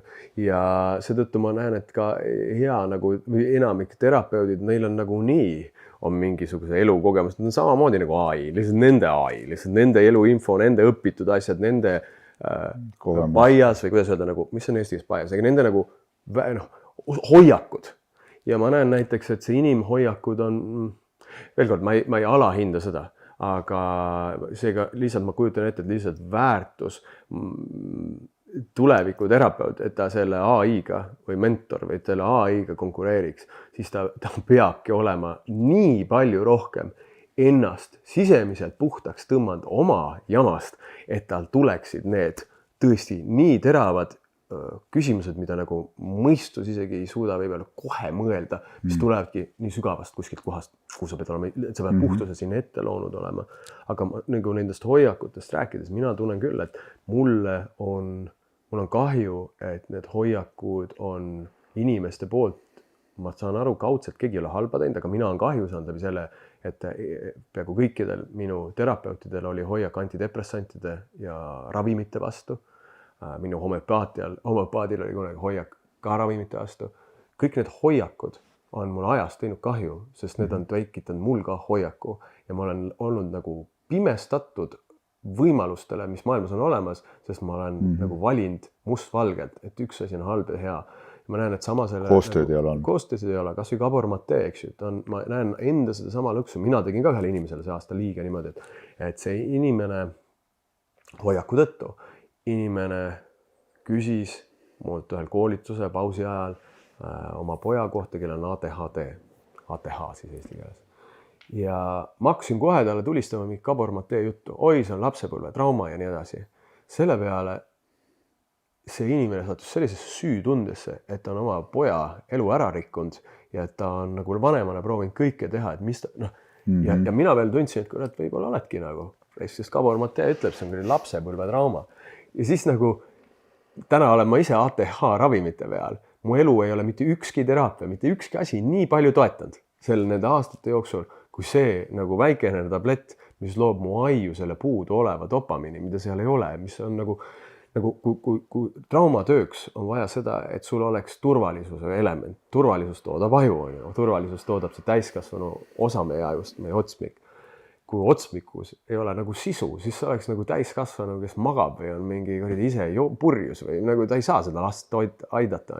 Et see sisemine töö on olnud lihtsalt nii valus, sest ma ei ole isegi kunagi vaadanud sinna. Ja siis nagu saad aru, et okei, Gaboril on ju nii hea taatlus, tal on nii hea ja õige sõnum ja trauma ongi ATH-ga seotud, aga puht sellepärast, et ATH aju on traumatundlikum, sest tal pole nii tugevaid kaitseid ja siis see statistiliselt lähebki kokku traumaga ja ma sattusingi lapsepõlve, kus üks vend ei suutnud endaga üldse toime tulla, sest tema isa omakorda ei suutnud endaga üldse toime tulla ja see habras aju saigi liiga palju negatiivset stimulatsiooni, millega ise toime tulla.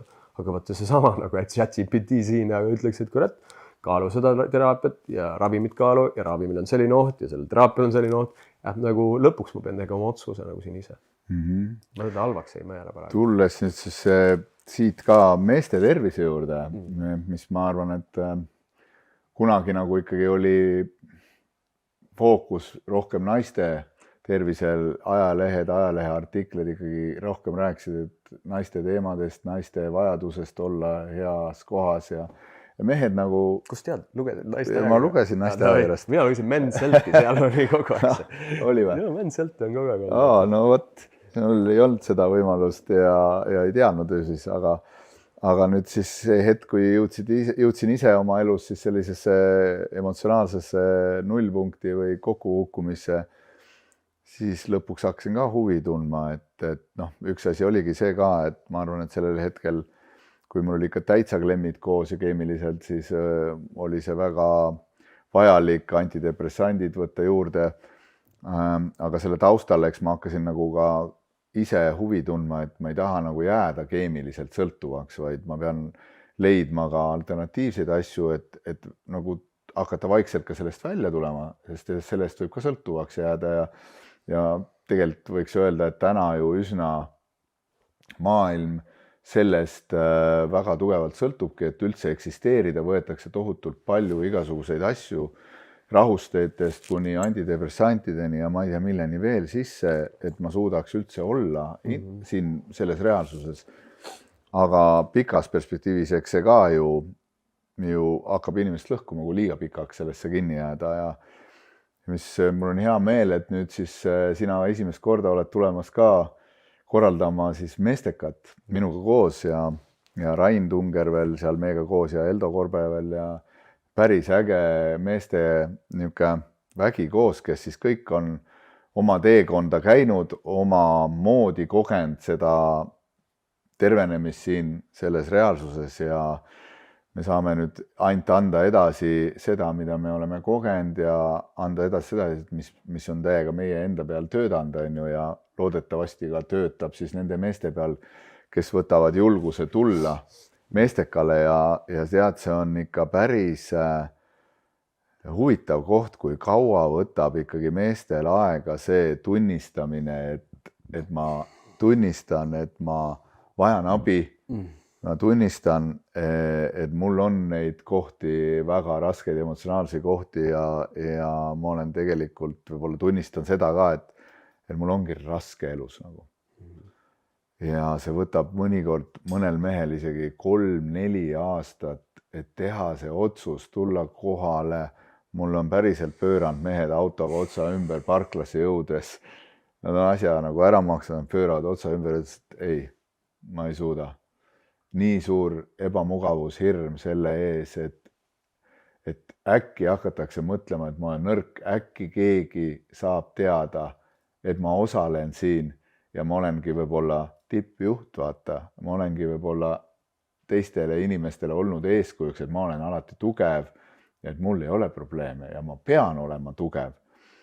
Et see on see, miks ma seda 6 aastat nüüd juba ise olen nagu teinud niimoodi ka, et ei saa väga tihedalt tehagi, sest ongi tunda, et naisi oleks kogu aeg täis, nagu tee naiste kursuseid. Eriti kui meie teeks. Jah, just Johan Orf ütles sama, oleks kohe täis, aga tee nüüd meestele, et võtab aega 3 kuud tavaliselt see, et saaks see 25-30 meest gruppi kokku ja kes tõesti tahaks tegeleda, aga hea tagasiside on olnud see, et tõesti need inimesed, kes selle otsuse on teinud, selle sammu teinud ja sina ise oled hästi palju erinevaid ka meeste kursuseid käinud ka, mitte Eestis, aga igal pool mujal maailmas on ju. Et kui nad selle otsuse teevad, siis päriselt nende elu hakkab muutuma, nende võimekus iseennast juhtida hakkab muutuma, nende heaolu paraneb, nende suhted töökeskkonnas, perekeskkonnas ja sõprade keskkonnas paraneb. Hakkab korrigeeruma üldse see, et kellega ma suhtlen üldse, on ju, ja nii edasi, tervislikult juba kõik muugi, uni, söök, eks. Et kuidas sinu siis kogemus oli, et kuidas sul omal ajal kunagi, eks sa vist võib-olla sellepärast ise ka omal ajal läksid võib-olla välismaale, et ei tahtnud nii väga Eesti keskkonda tulla kohe, et võib-olla sa tundsid sama siis või? Et ebamugavust, et võib-olla siis keegi saab teada, et Alar ka peab Alar on oma sisemaailmas sellises kohas, sest sellisel meestekal sa ikkagi mõnes mõttes pead ka enda maski maha võtma ja päriselt hakkama asju lahendama, mis su sees sinule ebamugavust tekitavad. Ja kuidas sul oli selline? No nagu kõigepealt oli see mõte, et sa rääkisid sellest kellestki, kes pööras otsa ringi, eks ju. Yeah. Ma olen nagu korduvalt ise otsa ringi pööranud ja see nagu põhjus, miks mul on nagu, miks mina olen lihtsalt perspektiive veel juurde, miks inimesed pööravad otsa ringi, minusugused siis. Üks on see, et vahel on mingitel hetkedel minevikus oli hoiak, aga seal ei olnud mehi, see oli segaseltskond, nii suur hinnang inimeste osas, et kuradi need ei näe nagu, nad on nii teistsugused inimesed, nad kuradi käivad inetusti riides ja nad on mingisugused kuradi hipid ja nad on mingisugused nagu second class citizens, et süke inimeste välimuse järgi hästi suur hinnang on mul olnud kogu varasema elu. Ja selle välimuse hinnangu taga on olnud ju tegelikkuses kaitse. Nagu see, et kui sa kedagi kritiseerid ja oma peast, et vähemaks selle järgi, kui ta on nagu, et üldse kriitika susse ilmub, siis tegelikult on mingi osa, mis juba otsib põhjust, et mitte minna ja siis ta lihtsalt hakkab sellest kinni, teeme kellegi nõmedaks, valeks ja saame õigustust sellele enesele teadvustamatule tundele, mis ei taha midagi tunda. Aga lõpuks on see, et ma ei taha midagi tunda. Et see on nagu, ei olegi see, et keegi valib midagi meelega kritiseerida või olla hinnanguline. Taustal on viis liikuda, et hoida südant kinni. Nagu see on see, mis on minul on nii palju vajalik. Hoida südant kinni. Südan on nii lapsena ilmselt nii palju haiget saanud. Ja siis mõtlen, et neid kui ainult meestest rääkida, et ma olen nagu ainult ühe korra, ma olen sinu meestekal käinud ja ma olen ühe korra käinud välismaal sündmusel, kus olid ainult mehed. Ja ma tahtsin hullult nagu seda ainult meeste asja. See ei ole üldse ammu, see oli mingi 2-3 aastat tagasi. Ja ma nägin sealt enda puhul, et mida mina, olles ju siis selleks hetkeks väga palju endaga tööd teinud, mida mina kartsin, oli see või miks ma seal üldse olin, oli see, et ma ei usalda mehi. Ma nüüd juba usaldan rohkem, aga siis ma ei usaldanud üldse mehi. Ja ma tahtsin seda haava ravida ja ma arvan, need mehed, paljud, kes see otsa ringi pööravad, edukad inimesed näiteks, meesfiguurid on teinud nii palju valu, et mees ei ole usaldusväärne. Ja mees on kuradi munn ja mees on see, kes on neid inimesi neid kuradi petnud, mees on neid inimesi reetnud, neid teisi mehi, mees on alandanud, mees on karistanud, mees on olnud ebaõiglane, mees on oma peas kõik, mida tegelikult ei taha olla. Et nagu, sest eeskuju on olnud, mees ei ole, ja siis ongi, ma mõtlen enda peale ajast tagasi, minu eeskujud on olnud kuradi Batman, Superman, mul on nagu kangelased olnud, sest nad on esindanud sükest nagu mingit minevikus, nad on esindanud arheotüüpi, mees, kes on mõneti kuradi käib tões, teenib headust, on kuradi tugev ja võitleb mingisuguse õigluse nimel. Saab alati jagu kurjast. Saab kuradi lõpuks, jälle peab jala, teise jala ette ja läheb, eks ju, edasi. Ja neil on ilusad naised alati. Ja ilusad naised ka, eks ju. Ja ma just tahtsin, mul jäi ennast häirima, et kedagi muu hirm on, et keegi mõtlesin, ma ütlesin, vaata, et kui eriti kui meie teeks, mida ma mõtlesin seal selle all, et lõpuks see läheb kokku sellega, mis me seal tegema hakkame, mida need mehed sealt saavad, miks need naised tuleks, eriti kui meie teeme, sest nii paljud naised on totaalses puudujäägis sellest, et kogeda emotsionaalset meest, kes suudab emotsioonidest rääkida, väljendada ja kuulda nende emotsioone ilma, et nad hakkaks neid muutma. See on see. Aga jah, mul oli ülivõimas kogemus, sest me mõlemad seda teeme inimestega, eks ju, suudame olla emotsioonides. Ja nüüd seal meeste laagris või seal, mis ma olin Hollandis, oli ikka kuradi oluline, ma ei tea, mis sina seal täpselt harjutused teed, aga seal siis ühe korra ma sain tuua ringi selle. Seal oligi niimoodi, et mehed olid ringis, kui on sinu kord, sa lähed ringi keskel, ja seal oli ring oli hästi hea süke testimise piir ka, et sa ei väljendad, mul on süke asi. Ja kui sa seda vale koha pealt räägid, ringi ei teki energiat. Mehed tunned kohe ära, kui ajad nii sitta, aga kui on mingi asi, mis tunnevad, siin on päris värk, kõikidel tekib, kui davai, tule ringi, seisa. Ja ma saingi, et ma ei usaldada mitte ühtegi. Raisk, mul on nagu kõikide osa, ma olen teiega nice, ma võin teiega rääkida, aga tegelikult mõtlen, et kui munnid, mõned te olete kuradi toredamad, aga lõpuks ma tean, mingis olukorras te kuradi kõik tõmbaks mind alt. Ma elus ei usalda, et kui päriselt on perse majas, et te mul selja taga olete. Sest ma olen kogenud seda nii palju, et kuradi mu parimad sõbrad kaovad ka lapsepõles. Perse majas, kedagi ei seisa, oled üksi ja kuradi parim sõber pöörab su vastu ka veel nagu, eks ju. Ja ma arvan, et paljudel meestel on see kogemus, et mehed on neid alt vedanud ja seal oli ikka võimas see siis, et mis iganes see protsess, ma ei mäleta täpselt, mis seal siis juhtus, on ju, aga lõpuks oli siis nagu see, et mingi hetk nagu mehed tõssid mu nagu käte peale ülesse ja ma sain lihtsalt nagu, mehed kandsid mind ja nagu tunda seda, et ma olin nagu mingi kuradi vana sõjakuningas, kes oleks kilbi peal, vaata. Ja siis nagu võeti mind niimoodi, et see, kes oli see grupi juht seal, üks Kristjan oli nagu, mina toetasin tema peale, nagu lamasin ta peale, on ju. Ja kõik mehed olid minu ümber seal niimoodi, on ju. Ja kes hoidsid erinevate kohta pealt käsi keha peal ja tundsin, kas nii suur kaitse on nagu, ta ütles nagu lihtsalt ole ja hakkasid tulema kihi haaval. Davai, kuulge, lõpetame juba selle asja ära, liiga palju. Ei, Alar, oleme edasi. Ei, no tegelikult te ju ei taha, et te tahaksite juba, et teie saaksite tähelepanu. Siis ta ütleb, vaata korra ringi, nagu vaata igale mehele silma, näe, kus sa kellegi kahtlustad, et see mees ei taha siin olla, nagu silmad lahti, julge vaadatagi neile otsa, sest nii kindel, et tegelikult nad ei armasta sind. Ja vaatad, kus igal pool need accepti, sa ütled, sind ma ei usu praegu. Ja siis see tüüp nagu ütleb, ma fucking tahan, ma jäägitult sinu jaoks siin.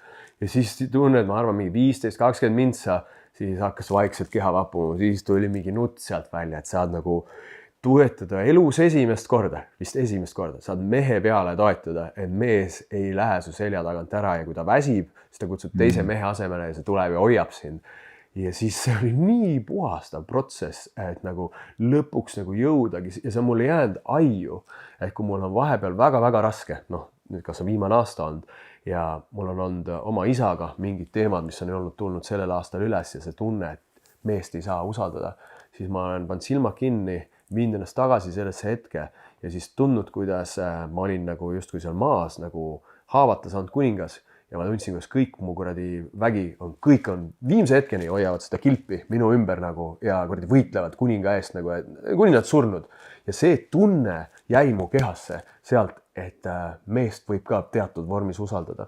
Ja ma usun, et nagu ma ei tea, mis sinu plaanid ja mida see kõik koos see seal hakkab kujundama, aga mida see mees, ma arvan, kindlasti sealt saab, on see, sa oled just seda varem kogenud nii palju meestekad. Ja korraga nagu nad lähevad tagasi ja nad nagu kui nad ise ei avanenud sealt, siis nad nägid avanemist ja see oli piisav, et nagu olla natukene, nagu see me alustasime, spontaansem, natukene kuradi vabam ja selle peale kuradi kogu pere ja laps ja kogu maailm reageerib sellise kuradi sületäie nagu toetusega ja kui ei reageeri ja kui su naine siis sind hakkab kuradi mökku oled, siis see võib haiget teha, aga ma kujutan ette, see võib olla ka nagu väga oluline jalaga perse hetk, et mis naisega ma koos olen, kus ma olen saanud, ma elan uuesti oma lapsepõlve traumat siin selles perekonnas läbi, no more. No seda ei ole juhtunud, et see ongi kõige ilusam tagasiside, mis on tulnudki perekondadest pärast.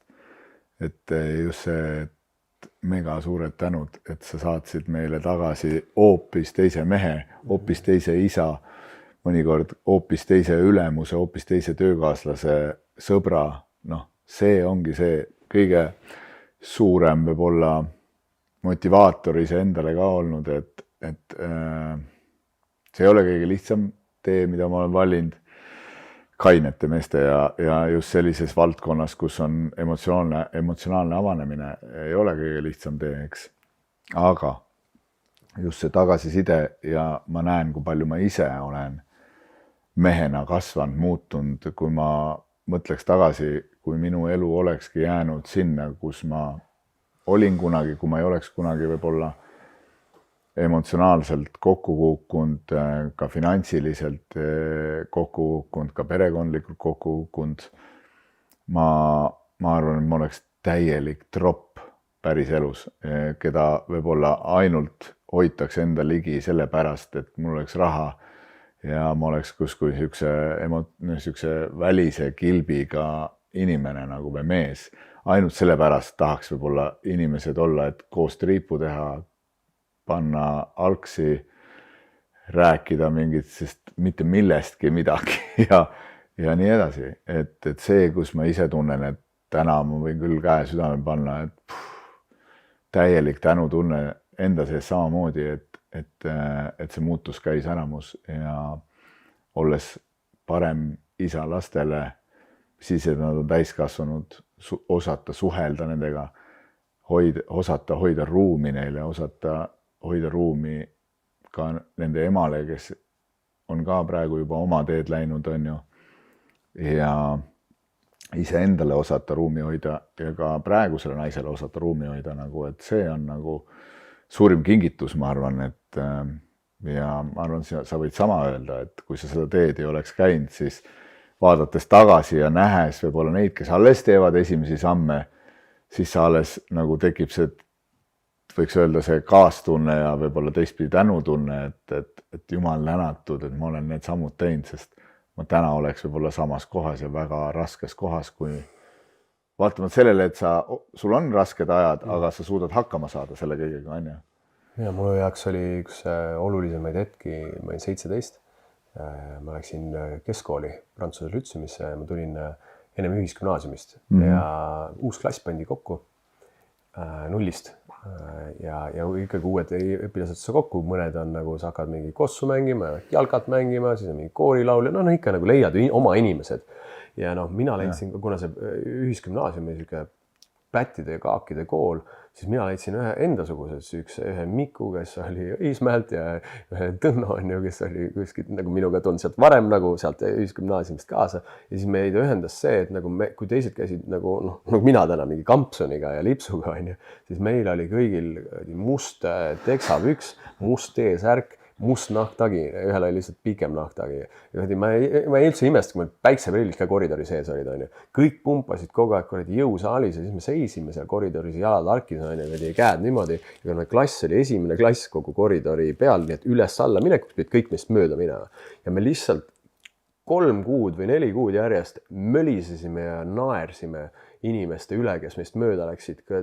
Lihtsalt oli mõelad, kiuses, ütlesin, türa ja nagu täis need tulnuka vennad, täiesti mölisesime kogu aeg. Ja kui keegi nagu midagi sööndas nendest meie peas lütsumi nohikudest vastu ajada, siis oli ka, lähme õue. Ja nagu tead, siuke hirmutamine. Tagantjärgi ma saan aru, selle taga oli see, et mida kõiki koolis kiusatud, nüüd oled uues koolis, proovid ise olla see ässet, vaata siin paned paika nagu hirmu valitsusega. Aga mis siis juhtus, oli see, miks ma seda räägin, sest kus sa ütlesid, sa oleks täielik tropp. Sest see vend oli täielik tropp, aru ei saanud mitte sittagi. Ma mäletan isegi, see vend seisis Hesburgeri juures talvel, mis on Viru tänaval ja see oli jää. Ja ma sõbral seesama ühe nendega sõber rullnokkaga seisime seal. Ja tund aega lihtsalt vaatasime, see oli üks jääkoht, kuidas inimesed lihtsalt tulid ja kukkusid rämedalt, kõesid. Ja me lihtsalt seisime ja nautsime tund aega, kus teised haiget said. Süüke Alar oli, eks ju, kui valus sellel vennal pidi endasse olema. Ja siis õpetaja tegi geniaalse asja. Ta lasi kirjutada, kui hinded olid korras, siis nagu justkui midagi sa teha. Ja siis Leesi tunnis me ka olime, käsi püsti ja Lauri Leesi silmis tublit viialised on ju, siis ka midagi sa teha. Ja õpetaja tegi sellise asja, et ta lasi kirjutada kõikidel klassikaaslastele, kõikide teiste klassikaaslaste kohta paar lauset. Ja pani need ühele lehele kokku ja siis jõulupeol jagas laua peale kõigile ära. Ja ma mäletan, ma rääkisin sõbraga juttu seal nagu paber siin vaatad. Ja ma arvan, see on üks tõsisemaid hetki mu elus, ma vaatasin, et 30 oli ainult 2 positiivset, need olid need sõbrad mul on ju. Ja keegi oli kirjutanud sellise lause, Alar on nagu sita junn õhupallis. Ja mõnes see on nagu päris hästi. Aga keegi ei teadnud, kes mida kirjutas. Jah, aga kuradi super lause, vaata sita junn õhupallis, vaata, et nagu mõttetu, aga pall on ümber. Ja see tagasiside oli minu jaoks nagu kriitiline, ma arvan, mingi koht. Ja sest 12. klassis keegi oli kirjutanud, Alar on üks enim muutunud inimesi meie klassis. Ja nagu vahel on vaja, tähendab, mul tuleb peaaegu alati, on elus vaja mingi hetk saada peksa ja keegi peab olema see, kes ütleb sulle selle sita junni asja välja ja see hävitab sinus nagu siis teekonna. Või siis mitte. Aga mul on hea meel, et see anonüümne, sest ma arvan, kui keegi oleks seda ise julgenud öelda, siis ma mõelnud, et see vend on süüd, see ei tea mitte midagi. Või siis oleks talle lännuki emotsionaalse vägivalla või füüsilise vägivallaga proovinud teda ikkagi paika ära panna. Nii et kui seda ei oleks, ma ei oleks see Alar, eks ma oleks mingisugune olekski, võib-olla see sama vend, kes karjuks koridoris oma alluvate peale. Türa, what the fuck, 10 kõne, türa saab paremini. Ma olin see vend. Jaa, igal juhul me oleme päris pikalt lobisenud, peab hakkama vaikselt kokku tõmbama ja sõbrad ja kui te tunnete, et te tahate elus teha sellise muutuse, mul just meeldib see, et ma hiljuti ühte sõpra nägin jõusaalis ja ma nägin, et tal on raske emotsionaalselt, ma nägin, et tal on füüsiliselt väga raske, et ta on nagu käest ära lasknud ennast, aga ta on ikkagi tippjuht, tal on väga suured asjad juhtida, aga kui ma vaatasin teda energeetiliselt ja välimuselt, siis mõtlesin, et vau, et sa oled ikka liiga kaugele asjad lasknud ja ja siis me rääkisime natuke aega, mina isegi ei mäletanud, aga ma olin talle öelnud sellise lause, et aga mis siis, kui nüüd prooviks elada teistmoodi see teine pool elu, et sa tead täpselt, mis ees ootab, kui sa samamoodi edasi paned, kui sa niimoodi elad, teeks nüüd vähe teistmoodi, hakkaks ennast hoolima, hakkaks ka võtma vastutus emotsionaalselt, võib-olla ka iga päev midagi kehaliselt tegema selleks, et sa hakkaks oma keha tunnetama, sest kui sa keha tunnetad, siis sa hakkad ka hoolima oma kehast paremini. Nii kaua, kui sa oled välja lülitanud ja ei tunneta oma keha, siis sa paned sööki jama sisse, siis sa ei viitsi trennis käia, siis sa ei taha üldse mõelda, et milline ma välja näen, peaasi, et pappi on ja et palju kõik lehed kirjutaks sust ja kui edukas oled, aga tegelikult lähed koju ja tunned, et on ju, ja ta tegi ja see jäi talle nii kommitama ja see nagu raputas ta läbi. Ja ütles, et aga võib-olla tõesti, on ju, ja loobuski, see võttis natuke aega, aga loobus alkoholist, hakkas iga hommiku võimlema, alustas 5 tiibetlasest, siis juba hakkas ise tunnetama oma keha, tegi ise harjutusi juba. Toitumine muutus, uni muutus, teraapiad, tervis, kõik. Ja ütles, et aitäh selle ühe lause eest, see niimoodi puudutas mind. Ja täna teeb trenni heas vormis ja asjad liiguvad palju paremini. Nice. Nii et vaata, kui mõnikord meie ise arvame, et tühi asi, aga üks toetav sõna sellel hetkel ja samasuguseid asju võib-olla on juhtunud ka nii, et mul just tuli mingisugune suvefestivalil, mis me ise korraldame südamesse, tuli üks ema minu juurde ja ta tõi kunagi oma poja, kes oli 14 aastane. Mul kõige huvitav on, ma tänan nendele noortele, ma käisin täna Rapla gümnaasiumis loengut pidama, siis ma ütlesin, et vaadake, kui huvitav. Mu kõige noorem klient on 14-aastane ja kõige vanem 75-aastane. Selline vahe. Ja samas ongi ja probleemid on üsna sarnased. Ja see on väga kurb, kui sa oled 14-aastane ja sa oled 75-aastased samade probleemidega, kui sa oled 14-aastased, siis oled ikka elukuradi. Ma ei saa öelda perse keeranud, aga hea, et sa siis veel vähemalt alustad. Aga jube kurb on, kui sa, mida varem sa alustad, vähem sa pead nagu lõpu otsas kannatama. Aga hea, et üldse alustad. Ma ütleks ka seda. Ja see, et sa alustad, on ülikõva asi nagu. Ja siis see ema tuli ja ütles, et tead, sa ise võib-olla ei pea seda suureks asjaks, aga sa reaalselt muutsid selle mehe või sellel ajal poiss noormehe elu kardinaalselt. Ta sai kätte oma julguse, ta sai kätte julguse öelda välja seda, mida ta tegelikult tema soovib, mitte keegi teine, kes soovib. Ja ta läks oma teed ja ta läks täiega lendu. Ja see oli niimoodi, et mulle alati tead endal nagu süda härdaks sellise asja, et yes. Et see on äge, nii et naised saatke oma mehi, kui nad ise võib-olla te tunnete ja näete, et nad juba tõeliselt peaks tulema. Aga räägi, mis see on üldse? Mis see meestekas on? Jaa, eks see visioon ongi see, et ma räägin siis otse kaamerasse, et see visioon ongi see, et andagi teile tööriistu siis selleks, et kuidas oma keha eest paremini hoolt kanda, kuidas keha tunnetus tagasi saada, et me teeme seal ka erinevaid kehalisi praktikaid, natuke joogat, natuke nagu hingamist, aktiivseid meditatsioone, siis circlingut, õpetame võib-olla julgemalt suhtlema, nagu väljendama ennast.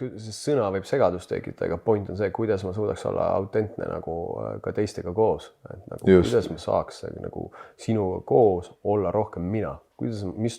Mis juhtub, kui ma näitan sulle pisut rohkem, mis mina olen, siis kui proovi sulle esineda. Kui see fassaad on ju.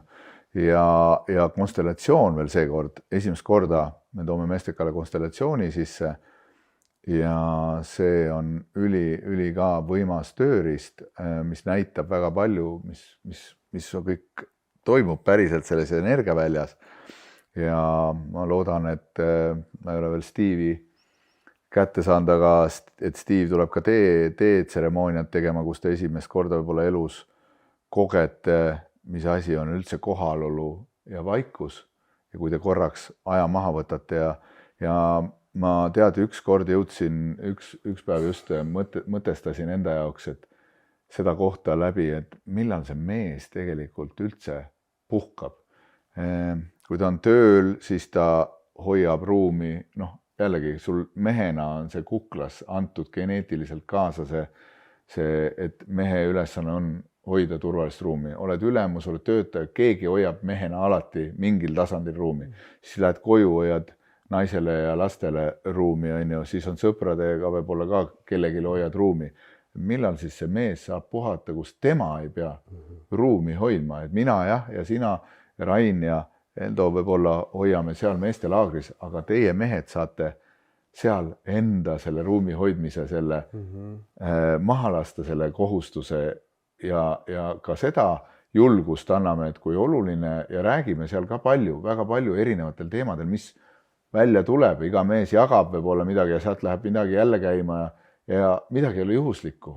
Alati tuleb välja see, mis tulema peab ja palju emotsionaalset vabastamist ja kuidas siis sulle tekiks ka julgus see, et õppida ka oma ruumi võtma, minna vahest päriselt üksi kuhugi metsa lõket tegema või võtta üks väike metsaonnike ja olla päriselt üksi, kus sa tunned, et esimest korda elus võib-olla sa puhkad sellest, et sa tunned, et sa ei pea kellegile ruumi hoidma, sa ei pea kellegile arvestama ja sa saad olla sinna ise üksinda ja hakkad tajuma, mis on päriselt sinu mõtted ja tunded ja vajadused.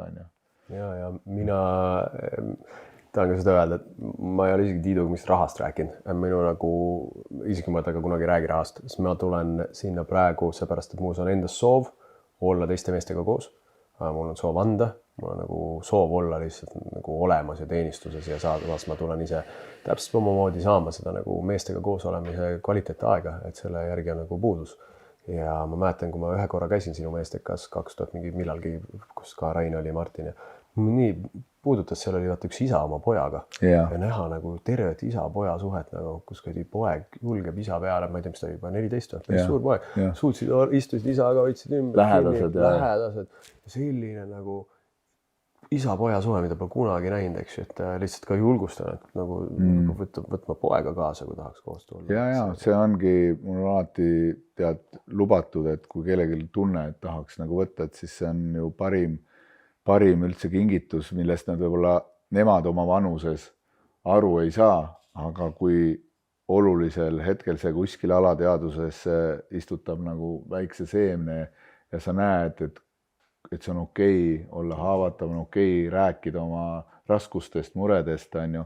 Aga see ei ole mingi halalaager, vaid see on pigem väljenduslaager ja lisaks sellele super hea toit, suitsusaunad, väga äge looduslik ujumine ja väga sügav.